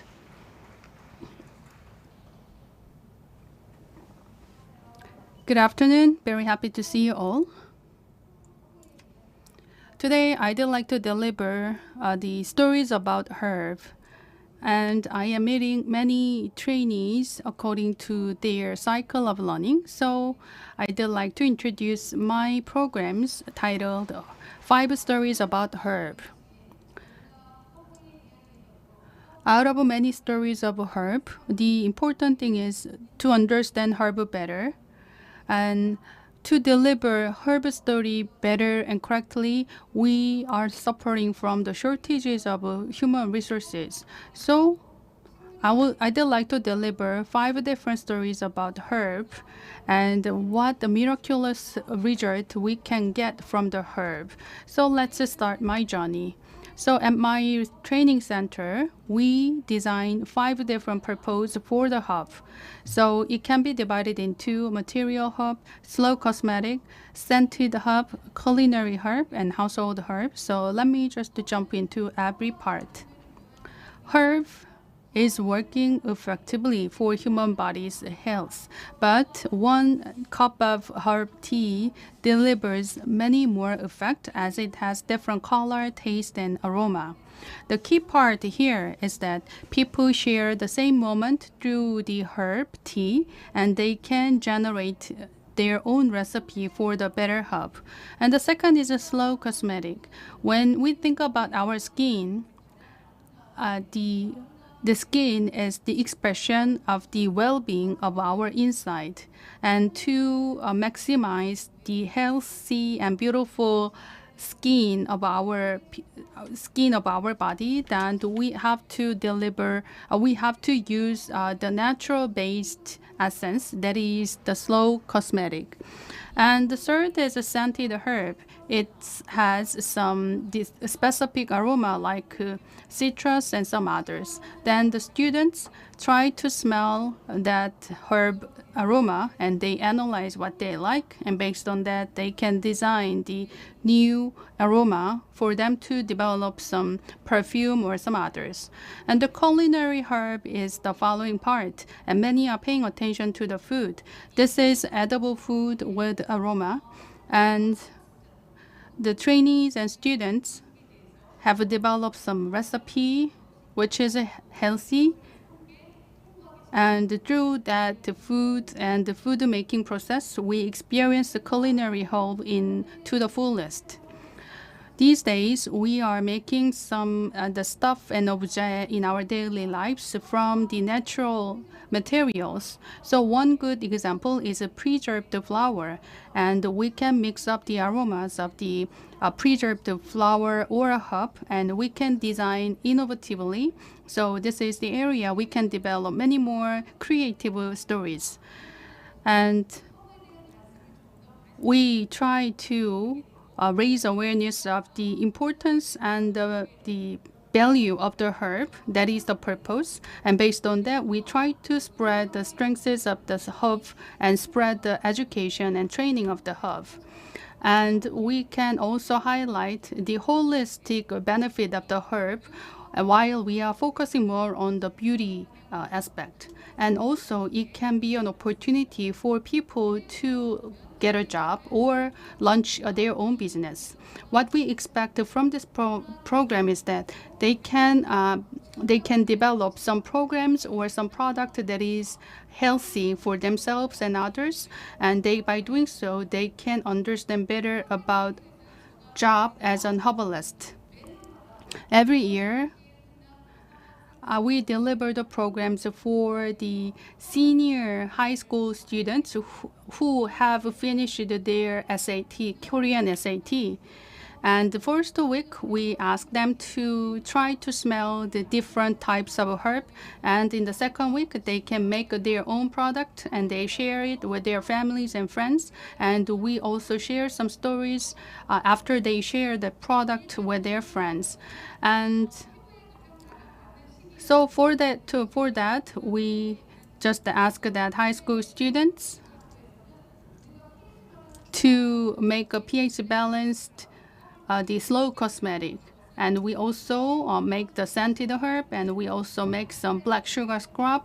And they can also develop recipe for the herbal tea. All the program has been customized to the demands of the students.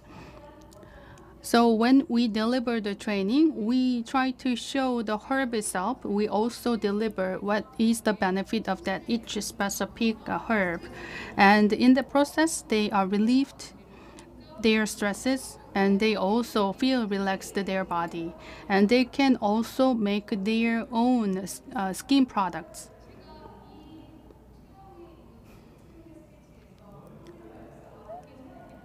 What I learned, what I collaborated for this program is that Wonju citizens in my community, actually Wonju city is a small community, so 4 or 2 person can take part in the program. So when we are having that small group-sized training, we can heal each other, we can recover from the stress and so many other difficulties. But we collaborated with the teenagers training center, and we also use herb when they have some kind of festival or some other the out-of-school activities. The more I learn about herb, the more I strongly believe that the herb can bring about many more benefits. And I also nurture some herbalists throughout this program as well. So herb can be healing yourself, but also it can be an opportunity for you to have a new job in the future. So thank you for the 5 stories about herb. So now it's time to voting. So let's hit the button. Please hit the button.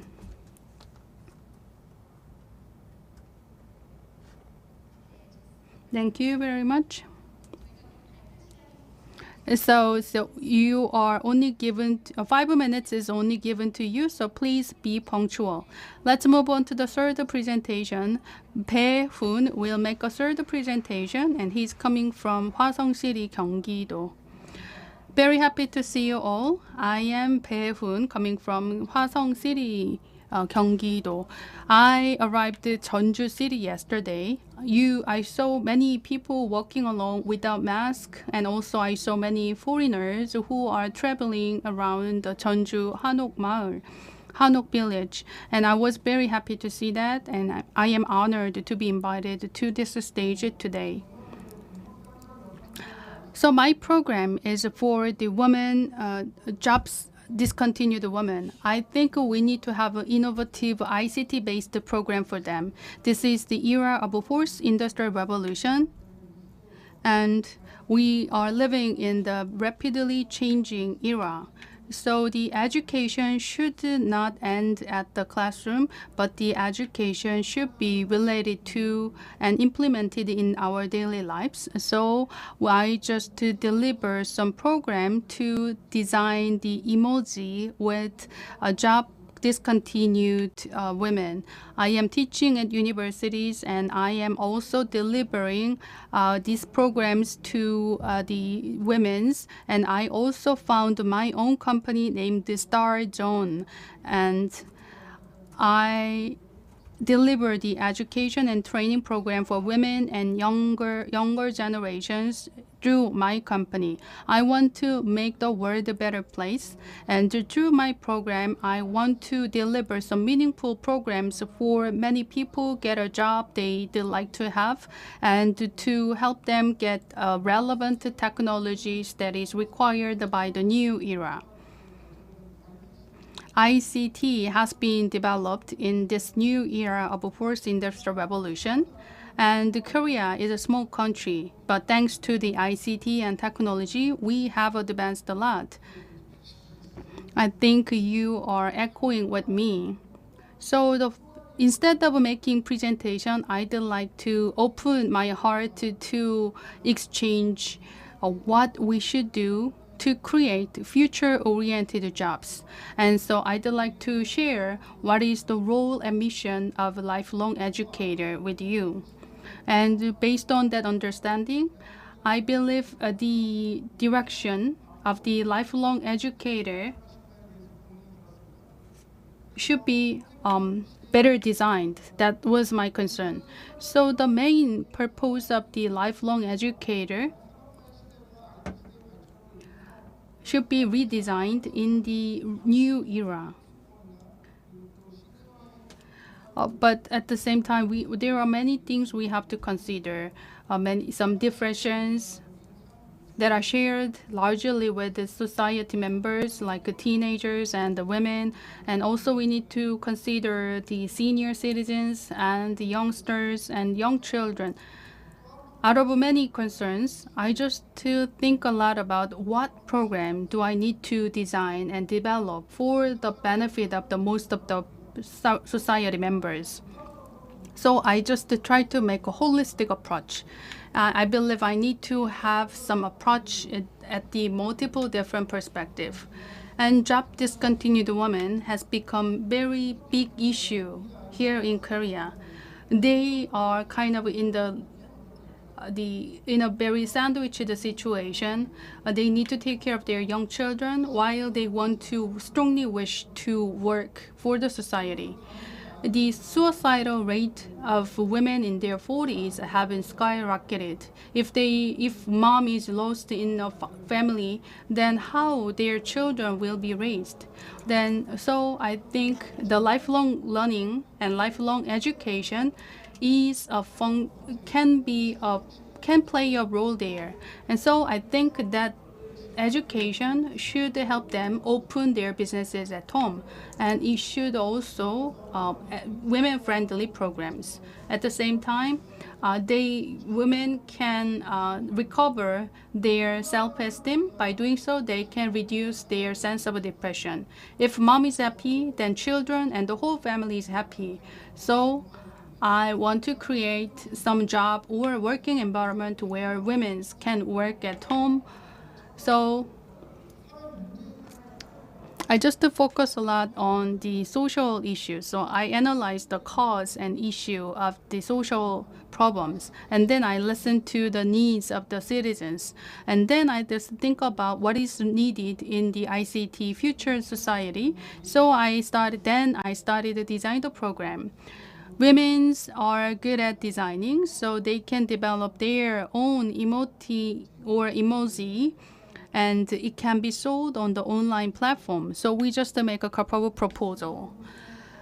These are the pictures that I deliver the lectures. Many of them spend a lot of time at home. They just worry a lot for their children, and they just suffer from the depression. But they got together to learn how to design and how to develop the emoji. And throughout this program, they recover their self-esteem, and their mood has been lightened up. And the public data, industrial design, and administrator, and AI educator, these can be a program for the job discontinued women. And if women's self-esteem has enhanced, then the children who are witnessing the mom's change the attitude, encourage them to launch their own businesses and to find a job more proactively. So time has up.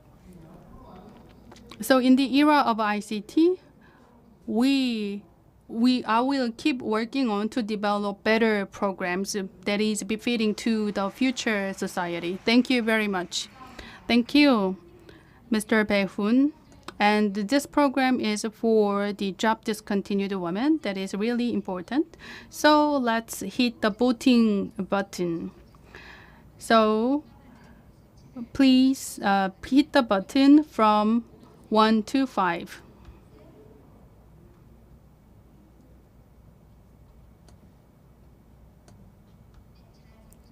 Thank you. We received your result well. So let's move on to the fourth presentation. It will be delivered by Park Ki-young, coming from Donggu, Gwangju City. Please welcome her with a big hand. Very happy to see you all. I am Park Ki-young, a lifelong educator. Donggu, Gwangju City is old downtown, and we have old buildings and specialized streets.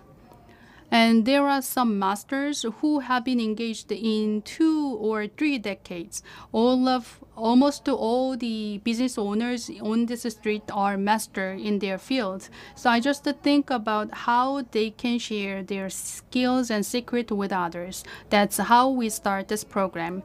This is the one specific food named Bosan Kimchi, who has been in this industry for 40 years.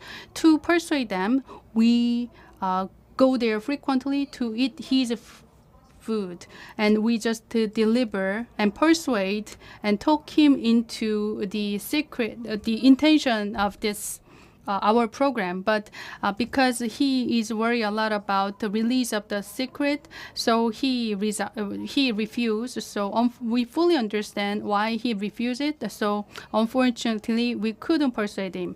And we find another live masters, and there is a person who is who is cooking the chicken, and he's saying that my whole life is about cooking and serving the food. How can I teach somebody else? And actually, the key and most important thing for their life is keep their secret recipe and to do their businesses and to do their job as always. But we just keep talking what is the intention of the program. So we just visit every stores multiple times to invite these masters to the instructor of our program. There is one memorable account. This is the program for making the kimchi, and the mixer that we have at our center was too small. So I actually have never made kimchi, but I go to the restaurant of that master. I just use the mixer in the restaurant and just to get it back to this training center to keep going on this kimchi making program. And this is another program. Induction is really good and safe, but for the master with longer than 40 years, it's not relevant and appropriate. They have to do some frying, but the temperature was not high enough. Because he has long experiences, he just make that fried food in that limited situation, so that he's willing to share his secret with the participants. And we have successfully carried out this program. At the same time, we promote the restaurants and the stores owned by the masters. And we also release these cases into the best practice booklet, and we also produce the videos which was posted on the YouTube. That video include the restaurants of the master, and we also show how we have learned from the masters. And as you can see 5 films on the YouTube. And the filmmakers visited the restaurants to show every aspect of the stores, and they even buy some food there. And the local economy of Old Town has been kind of died out, and it helped a lot to revitalize the local economy. And we received a letter from the prisoners, and he actually got to know about this program. So he asked us to send one copy the booklet. It touched me a lot, and I can see his desperate the need for the book. So I really appreciate his request. Of course, we send a copy of the booklet. You know, lifelong learning requires a philosophy of helping more people as possible. And this is another lifelong program. We have some applications, and this application is an important tool for us to promote our program and share what we learned. And the participants also share how they feel about this program. And the masters have a strong dedication to be helpful to the community. So the master and the participants share and spread what they learned and about the program to the people who seems to require this kind of programs. And the instructors who are the master said they are very rewarding to see all the participants are very enthusiastic to learn more. And the local newspaper cover our story and program as a feature article. Thank you very much. This is the end of my presentation. Thank you very much. So the lifelong educator should be very quick to operate the program. So let's hit the voting button.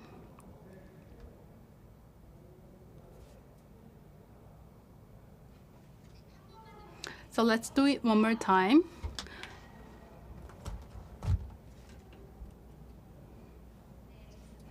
Thank you. So now we collected the result. Now, last but not least, I'd like to introduce you Ko Yu-sun, coming from Gwangsan-gu, Gwangju City. Please give a big hand.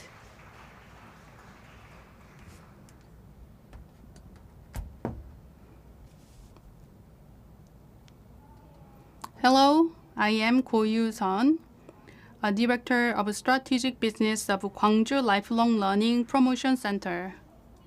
When I introduce myself, I introduce myself as a lifelong educator who changed the local area.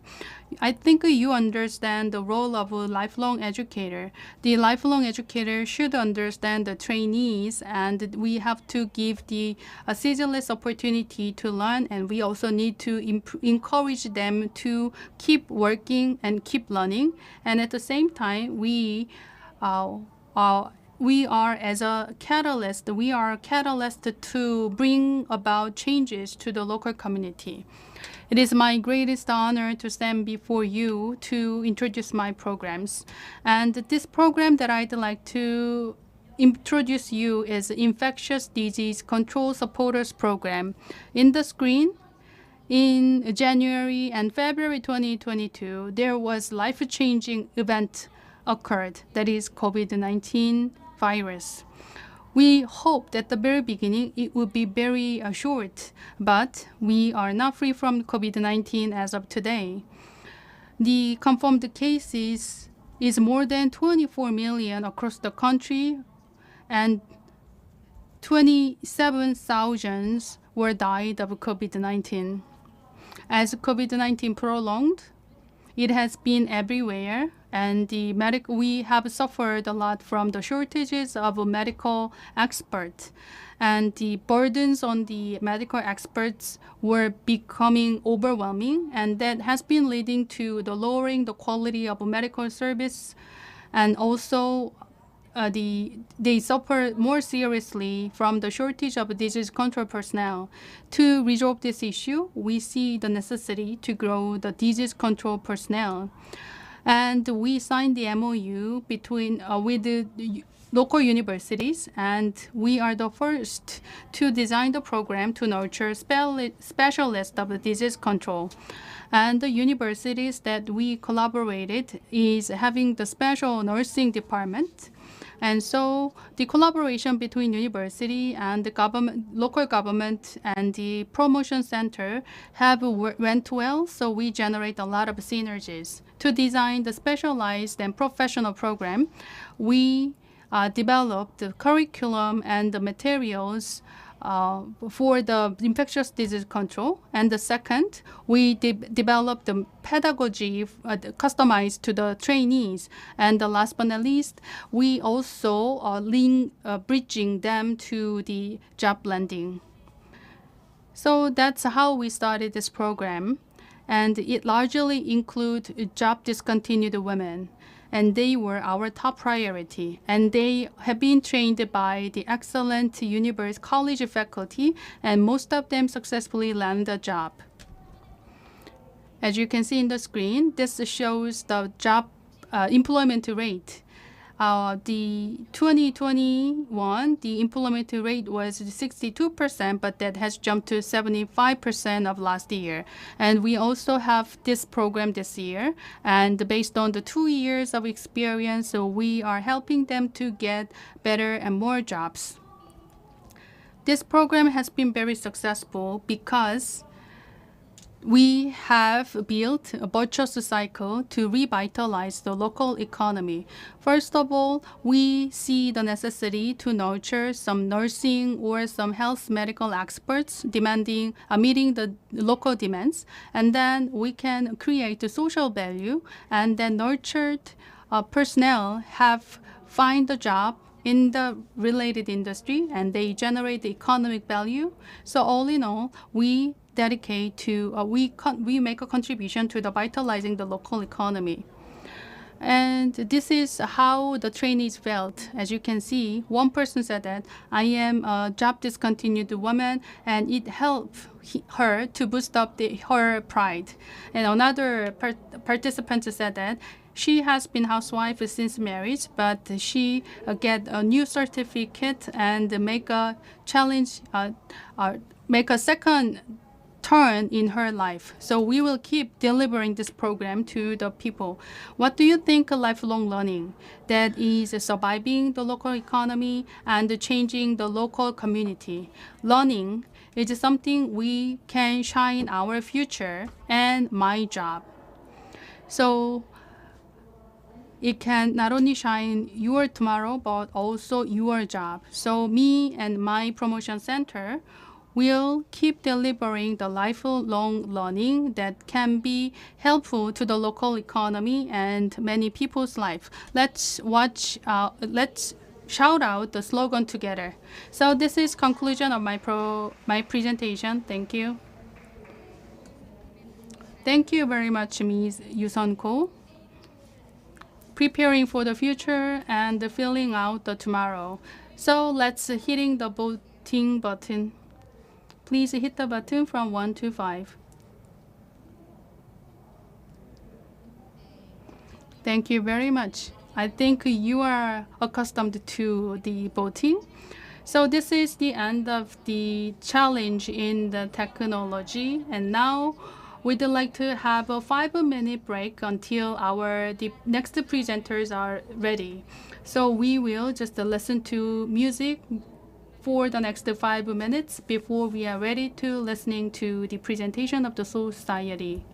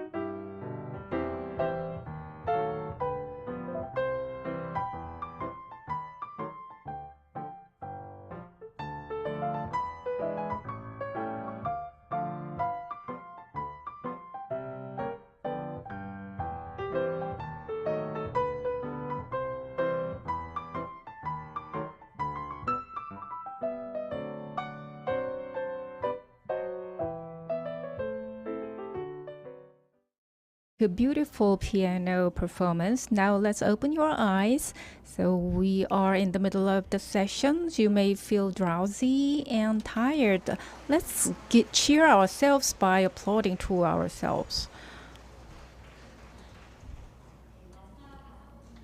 So we have 5 presentations ready.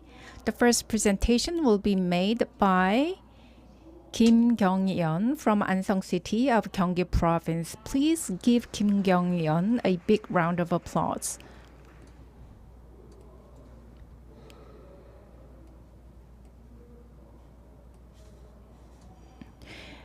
Hello everyone, I am Kim Kyung-yeon, the lifelong educator of Ansong City of Gyeonggi Province. Today I'm going to give a presentation under the theme of traditional market, getting smart.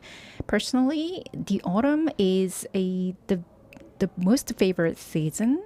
I have spent my college here in Jeonju, and now here in Jeonju, I'm talking about Ansong, which where I live now. So I think this occasion is very meaningful to me. So what do you feel?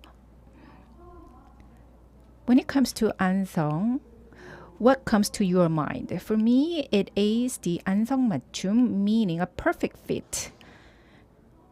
And the Ansong 맞춤 is an expression that has originated an anecdote that when you order breastwear from Ansong, the production was meticulously fit as if it were measured with a ruler.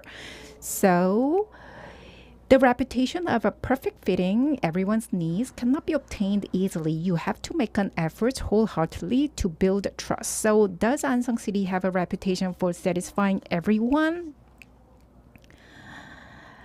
Many of you may have a understanding of what Ansong City is like, and when we ask an MZ generation what could come to their mind to Ansong, so they said that it is Ansong Tangmyeon, which is an instant noodle. But Ansong, there is something special. It's more than that, just that instant noodle.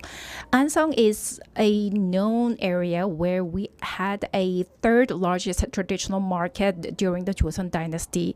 And of the major traditional markets during the period of Joseon, the Ansong's traditional market was one of them. So we are proud of them. There was a large-scale market in Ansong. It was as big as the traditional market in Seoul. Now the Ansong traditional market is working hard to gain the fame that had it enjoyed before. The traditional market is a place to sell and buy goods, but it is a place where the stories are transmitted to people, and we share our feelings in traditional markets, so it can be used as a lifelong learning space. So by using these traditional resources of Ansong traditional market, we came up with an idea that using that traditional market as a lifelong learning place. So we use it as a marketplace for life learning. So by introducing this program, the traditional market in Ansong is now very crowded with many people are visiting. So to make this happen, we thought that we had first established the control tower in the traditional market. So we acquired a place to build a control tower office, and we also utilized the idle space that were used by merchants. In particular, the traditional Ansong market is located in downtown, so it has a good access. So it was a good fit for the lifelong learning community center's location. So this picture shows that the students who are passionate about learning are doing something attentively. So there are a lot of the small size study clubs, and among them is a zero pay training services that will be beneficial to small businesses who should use this zero pay. And also we offer a course to developed a card news production, and it was covered by Ansong's local newspaper. So like this, the Ansong Traditional Market was awarded as the #1 prize in terms of delightful long learning program completion rate.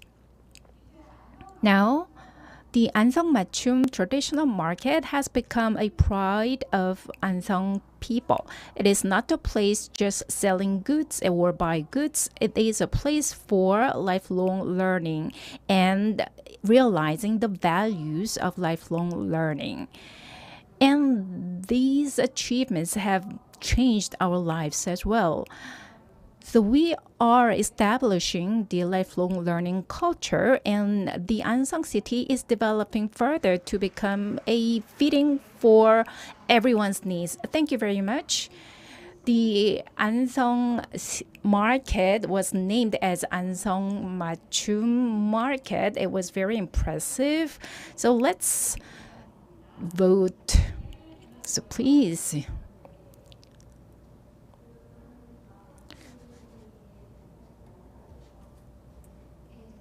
Good. So let's move to the second presenter, the Tae Jae-won from Seoul Lifelong Learning Center. Please give him a big round of applause.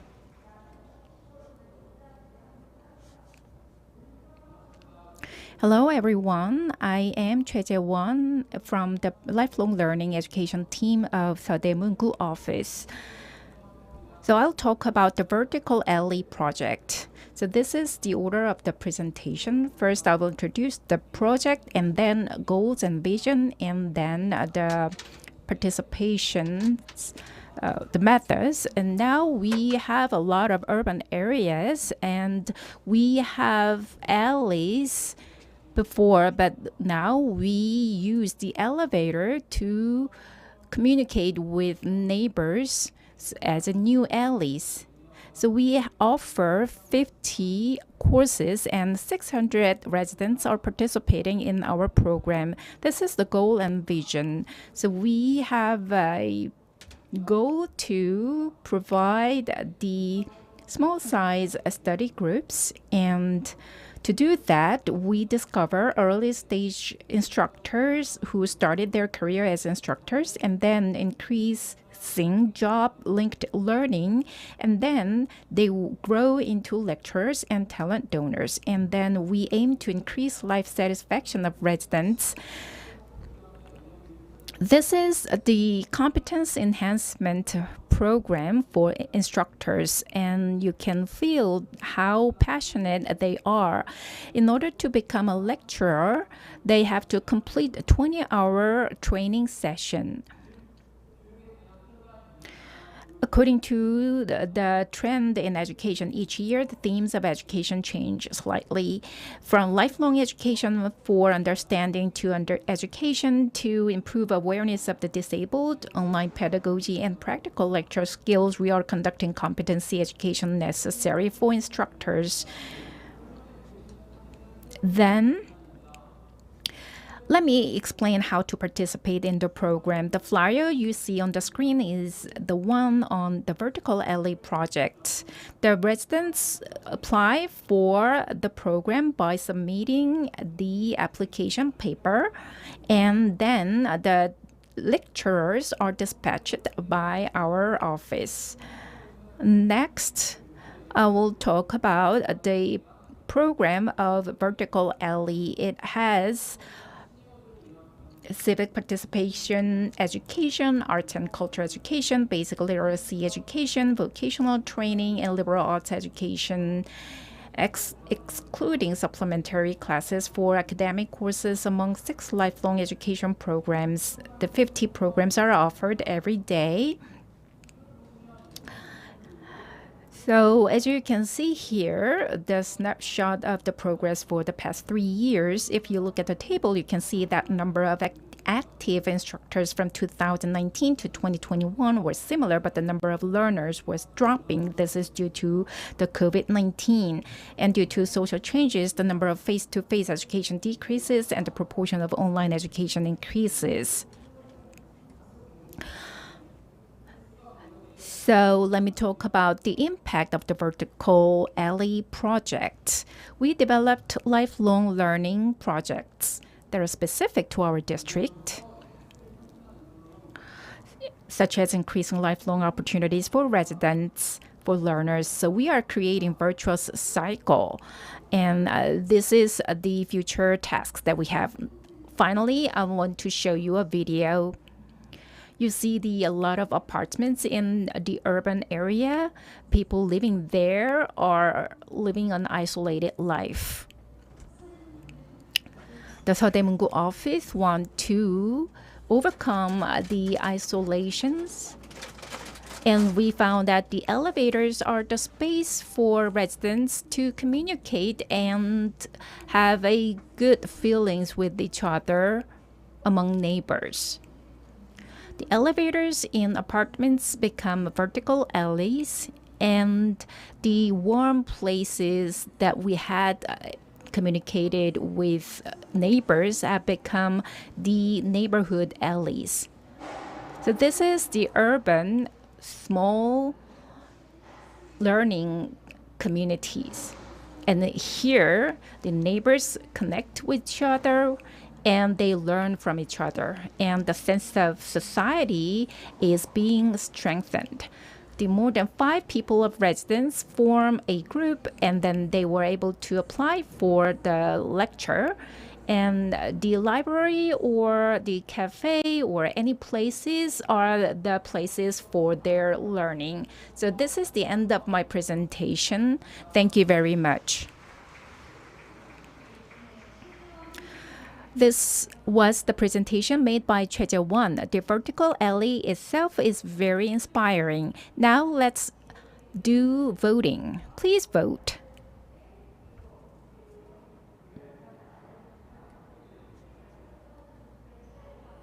Okay, good. In fact, as we discover the practitioners or activists, this is the first time that the personnel from GU office made a presentation. Now, the presentation will be made by Shin In-gi from Jeju City. Hello, good afternoon, everyone. I want to show you these books and the book parcels. Hello, everyone. I am operating the Kim-Young-soo 도서관 library. My name is Shin In-gi. I want to talk about the program that we are running, and that is the Jeju Check Parcel. And this is the Kim-Young-soo library. Have you ever heard about that? This is a very famous library. It was a part of the regeneration project. From 5 p.m. to 9, and during the weekend from 9 a.m. to 5. During that time, this library is in operation. The activists are there to support you. They are the volunteers, activists. And this is the picture that was taken in the 3rd anniversary. In the left side, you see it was taken at 7 p.m. The residents came to this place, which was taken a few days ago. They participated in this program. And the other pictures show that how people are participating in this book parcel program. I think people are important. The activists, advocates, and the practitioners are very important to us. I want to introduce them. So you see the picture. This is the activist, Yoon Hae-jung, and the second, the activist, is what used to be a librarian of the school that her child went to, and now she works for us. And the third activist, a parent of Bukchodeunghakyo Elementary School, and she's very passionate about our program. And the fourth, she has very initiative and hardworking. The fifth is Hana, she is meticulous, and she is the person that I need the most. And finally, who has a soft Charisma and Xiniji, and 7 other teachers are there who are not appear in this picture. They are all volunteers who are working for our library. And Steve Jobs once said that connecting the dots. So dots are connected, and that applies to our activity as well. So activists that are working with us are basically like reading. They gathered around, and after the opening of this library, they are creating book parcels, and they continue working as volunteers. And the Jeju city is operating this volunteer activities program. And Jeju Education Office offered a education program for teachers by dispatching these checkbook parcel lecturers. And these volunteers gave a lecture to more than 10,000 elementary school teachers. So now, are you curious about book parcel project? And before I introduce it to you, I would first say this. The book parcel project is the best of collaboration, and that is the best of one's competence. One who likes to read books and one who is good at making questions, who are good at making a good idea about the punishment and prize for kids. They are the perfect fit for us. This is the first book parcel that we have produced. I will introduce it later. No, I will introduce it now. You see the first picture in the left side. The books that we are making are all the books about the Jeju story. Those who are born here need to learn about Jeju story.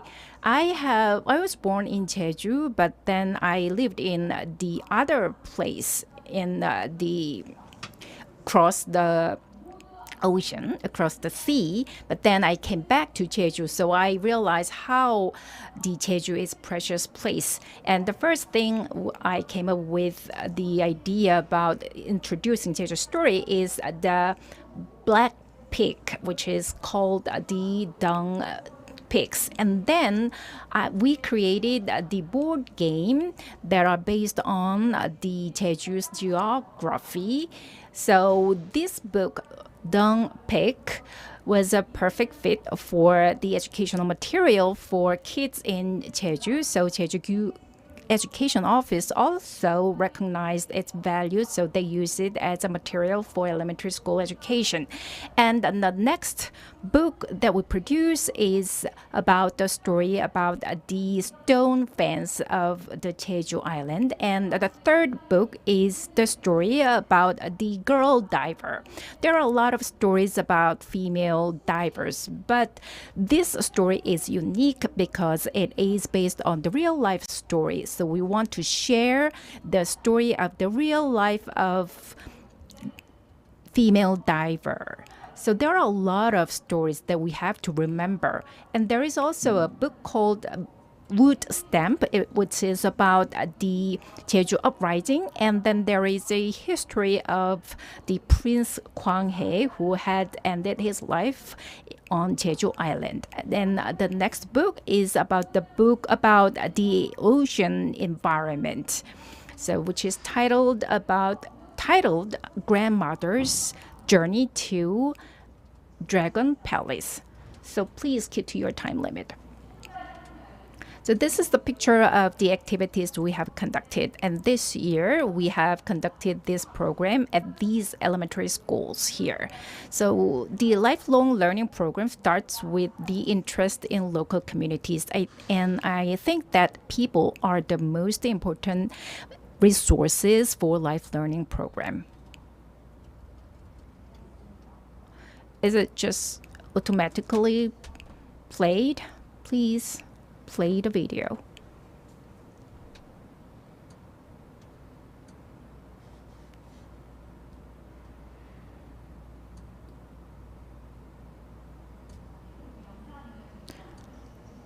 Since you have past your time limit, so this is a very precious video, it worked well during the rehearsal, so you are curious to watch this. Can you give it a try once again? For the fairness purpose,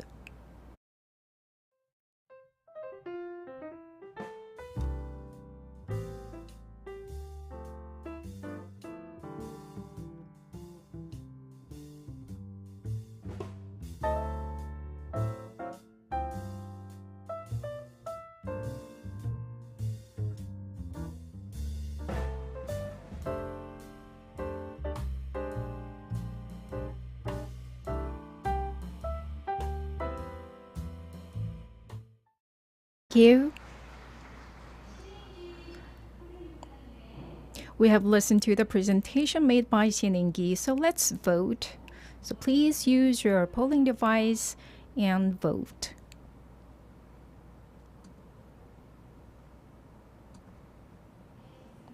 Good.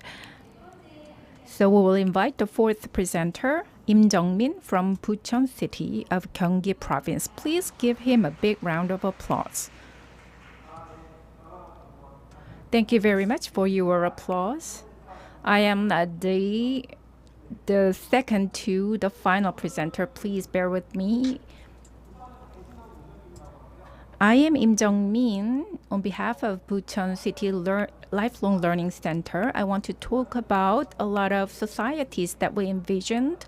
It could be the democratic society, it could be welfare society, but I'm talking about the lifelong learning city. Bucheon is a very interesting city. When looking from Seoul, Bucheon is a remote city. It is a small city, but it has a large population. It has a 1/4 of the area, but the population has 850,000. So it is a crowded city. In that sense, we have people, and they are the resources for our city.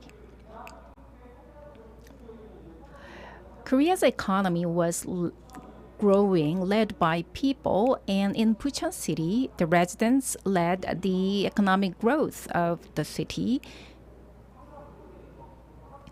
And their lifelong learning practitioners who help residents to grow. They meet the lifelong learning educators and they find the lifelong learning interesting and they continue to participate in their program. There are a lot of courses, the Bucheon Life School and Lifelong Learning School and many others. But these concepts are similar, which are also used by other lifelong learning cities.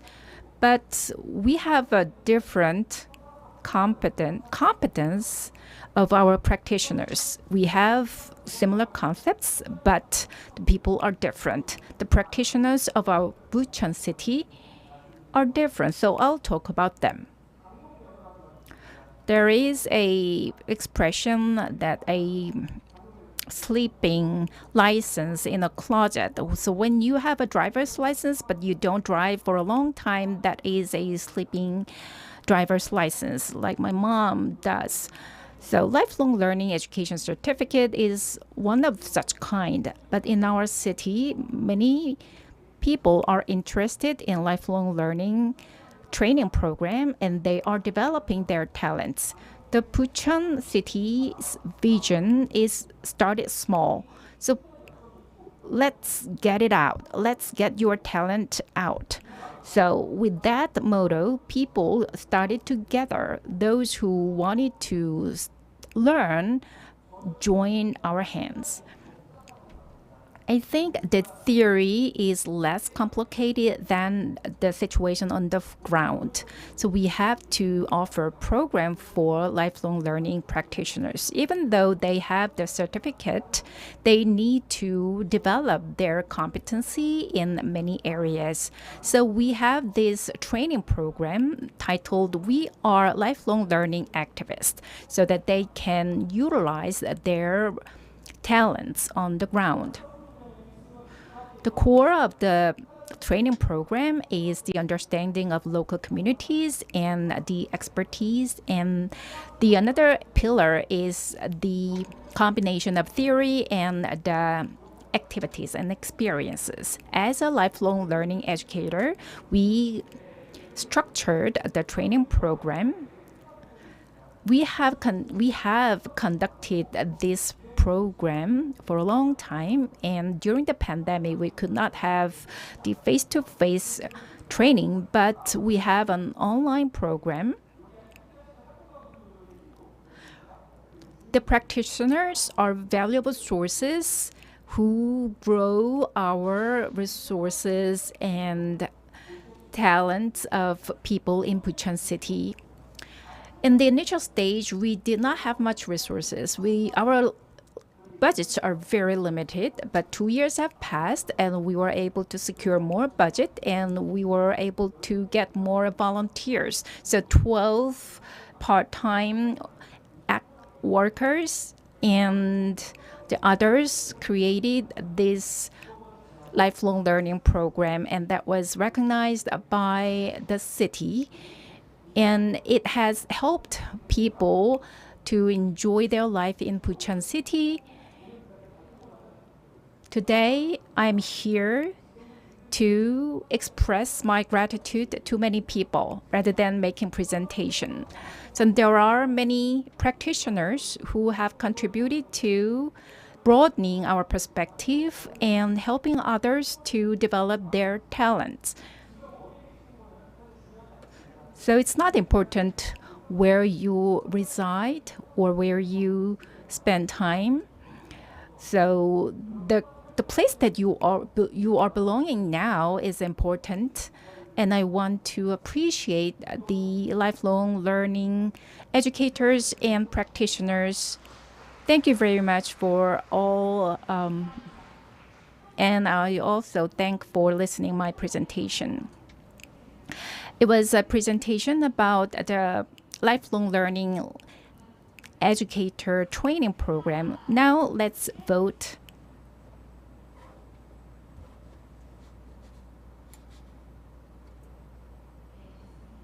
Great. So last but not least, we will invite Choi Mi-so, the lifelong educator from Sahagu of Busan City. Please give her a big hand.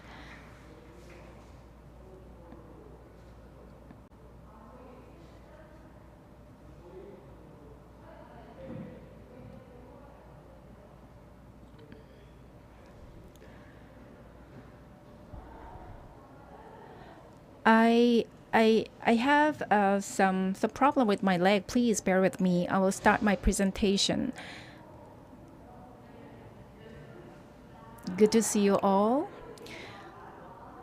I am Choi Mi-son, the lifelong educator from Busan. So do you know the meaning of GENIE? And GENIE means swan. 100,000 migratory birds are coming to the Sahagu. Sahagu is a sanctuary for those migratory birds. So the costume that I'm wearing is the one that is used by the activists and the practitioners who are working for Saha School of Nature. So I want to introduce you to the Saha School of Nature. Saha Migratory Bird Sanctuary, Delta, Sandbank, Marshes, Wetland artworks created by time. So I want to show you the beautiful Saha.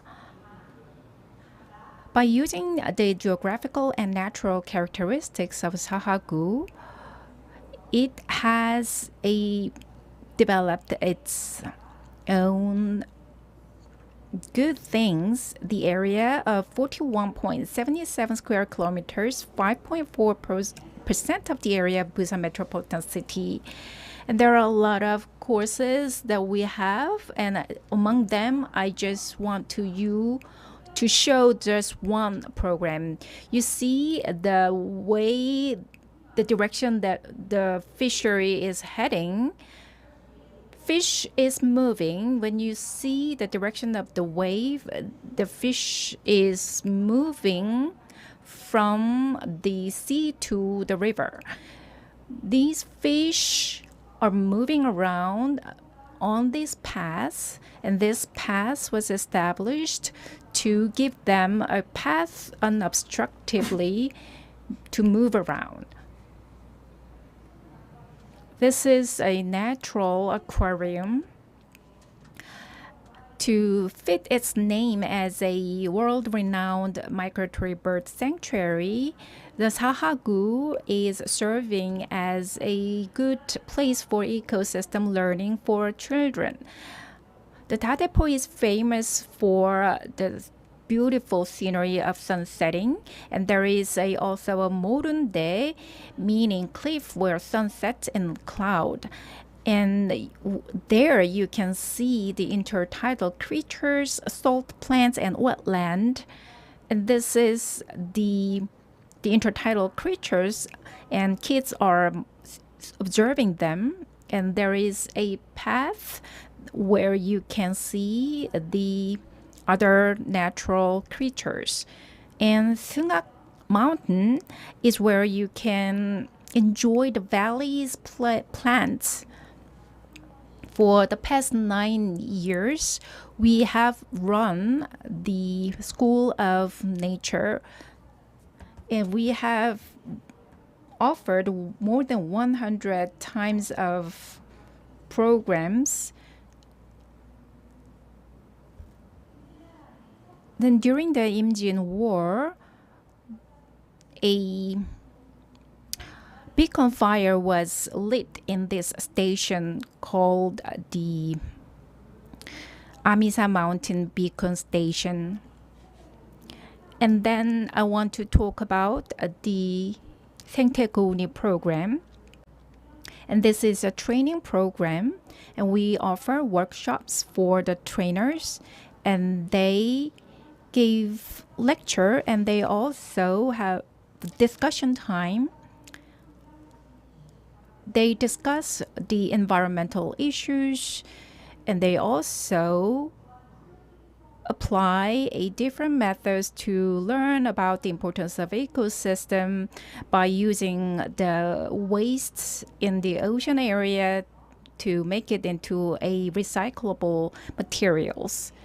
And this picture shows that the middle school students learn about their local communities and the natural environment by participating in this program.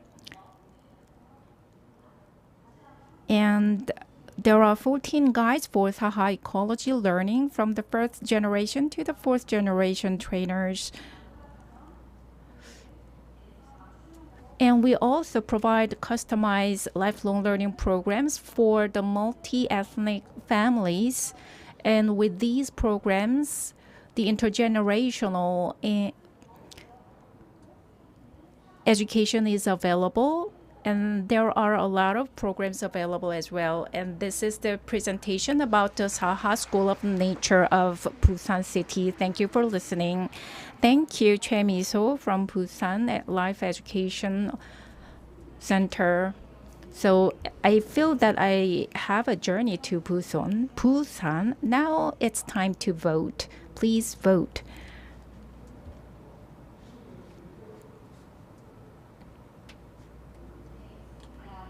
Great. So we have completed the voting.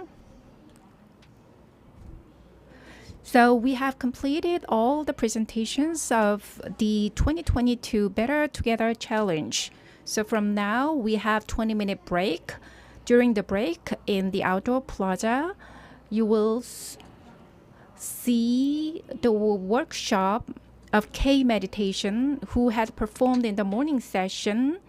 They will have a workshop for you to mimic the moves that they have showed in the morning session. So up until 4, so you have a break and then get together again. Thank you very much.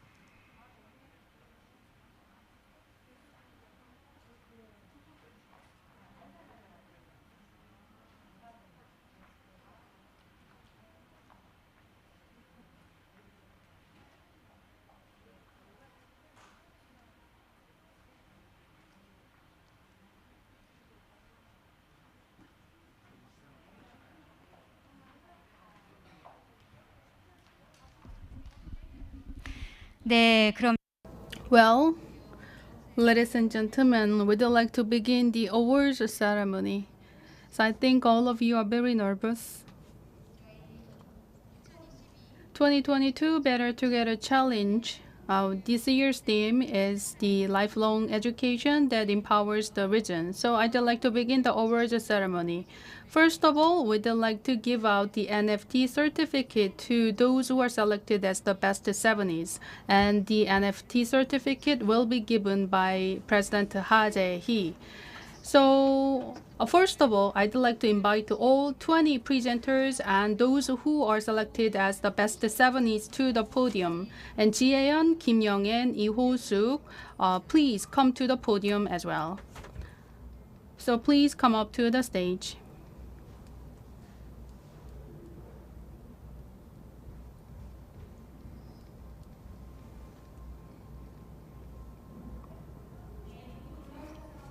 So, if you are mentioned, please come up to the stage. And thank you for your presentation. We see how hard you prepare for this presentation. We appreciate your efforts. And all those presenters will be given the NFT version award certificate. And we will send it to you later. Since this is the digital version, so we can't deliver it to you one by one, but our director Ha will hold the placard, and with her, we're gonna take a picture together. Please give a big hand.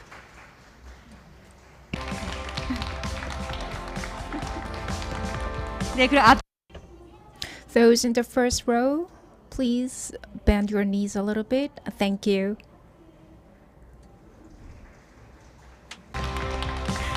네, 고생 너무 많으셨어요. Thank you for your efforts. Please raise up your fist. We'll take another shot. Next, being grateful for the enthusiasm of practitioners working hard on the front line of lifelong education among the presenters today. So we have prepared the cultural voucher for you. Kim Yumi, President of the Association of Lifelong Learning Cities, have contributed a lot to this event. Please come up to the stage. The Association of the Lifelong Learning Cities have prepared the gift vouchers. So please pose yourself for the photo shooting. Go Lifelong Learning Program. Thank you. Please come back to your seat.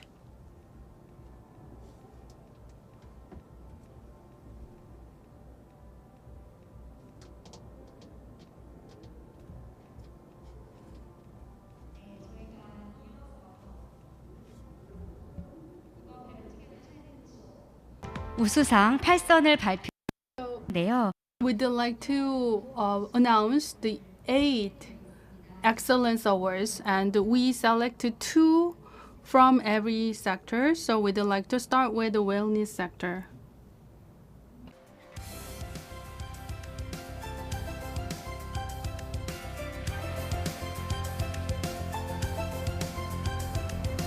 먼저 First up, let's start from the wellness sector. This is Excellence Awards. I'd like to call 2 winners at the same time.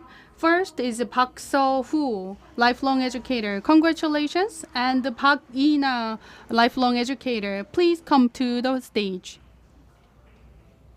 네, 그리고 저희가 시상은 마스크는 벗어주시고요.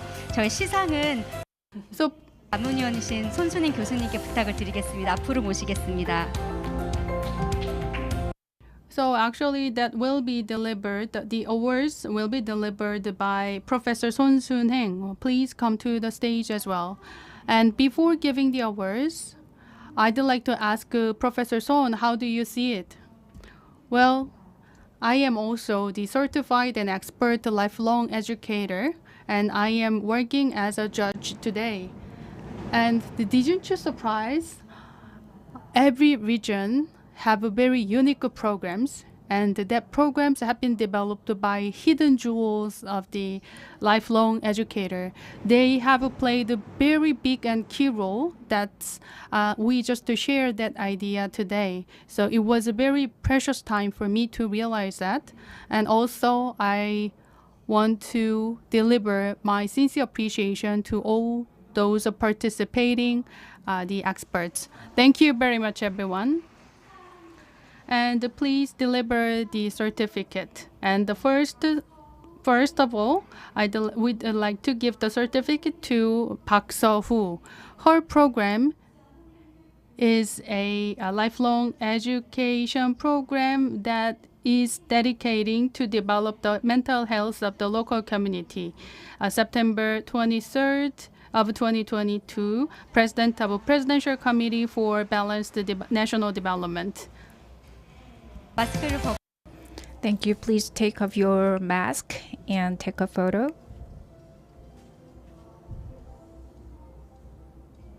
Thank you. Next, Pagina, the lifelong educator. The same content for the prize. Congratulations. Take a photo, please. Thank you. You please go back to your seats. Now, secondly, the cultural segment.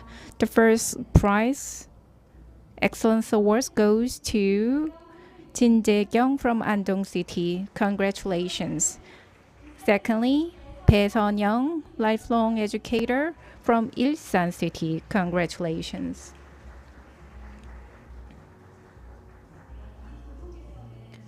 The two practitioners have offered excellent lifelong education program that contributes to better lifestyle of local people in the cultural area. The 2022 Better Together Challenge gives you a word of excellence lifelong education program that empowers the region. Congratulations, Jin Jae-kyung, lifelong educator. Congratulations. Next, Bae Sun-young, lifelong educator. Congratulations. Thank you.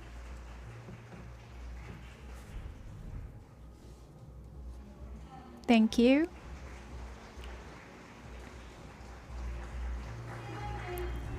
Thirdly, the technology segment. The Excellence Awards goes to Go Yu-sun, lifelong educator from Gwangju City. Secondly, the award goes to Park Hee-young from Donggu. Congratulations. These two practitioners have operated excellent lifelong education program that contributes to self-development, livelihood, and employment by tapping into the talent of local people in the technology segment. The 2022 Better Together Challenge Awards will be given to first Go Yu-sun. Congratulations.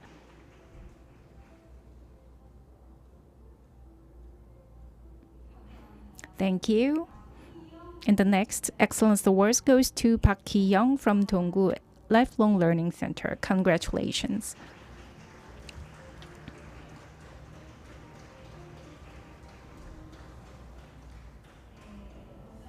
Thank you. Next.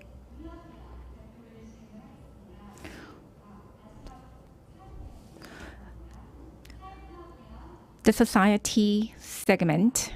The Excellence Awards goes to Choi Jae-won, the employer of the Gucheong office, and the Excellence Awards goes to Kim Kyung-yeon from Ansong City. Congratulations. These educators have contributed to building an inclusive, happy local society for all people in the local area. The 2022 Better Together Challenge gives you a word of excellent lifelong education program that empowers the region. Congratulations.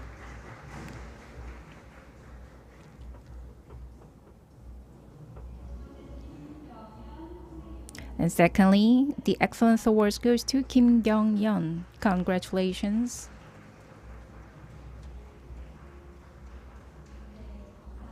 Thank you.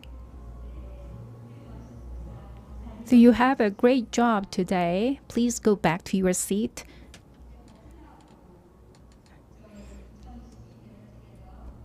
And last but not least, we will announce the best program that received the most empathy scores on today's Better Together Challenge stage.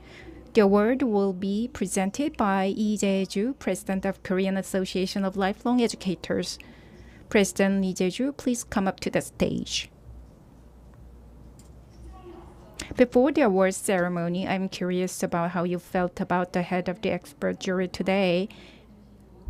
I want to thank all the presenters. And for those who have attended this project, might feel that you have learned a lot from the programs that you have known before. And I myself have learned a lot from different programs that encompassing ecosystem learning and the program that lead to job creation. So there are a lot of lifelong learning programs. So I appreciate your work, and I hope that the good work continue to contribute to the strengthening the lifelong learning community. Thank you for your kind words. So I'll announce the grand prize. So you may think of some presenters. The 2022 Better Challenge Together grand prize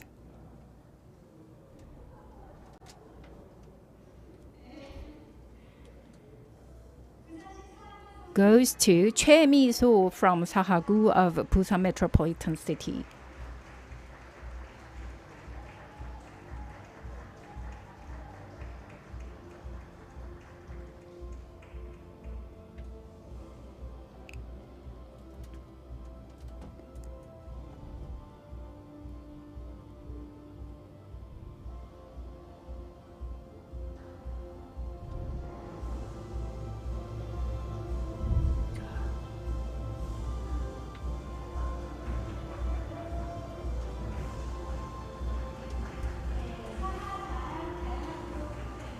The Saha School of Nature program has contributed to balanced regional development of Korea through excellent lifelong education program. So we honor you for original and excellent program for public good. The award was given by the President of the Presidential Committee on National Balanced Development. Congratulations.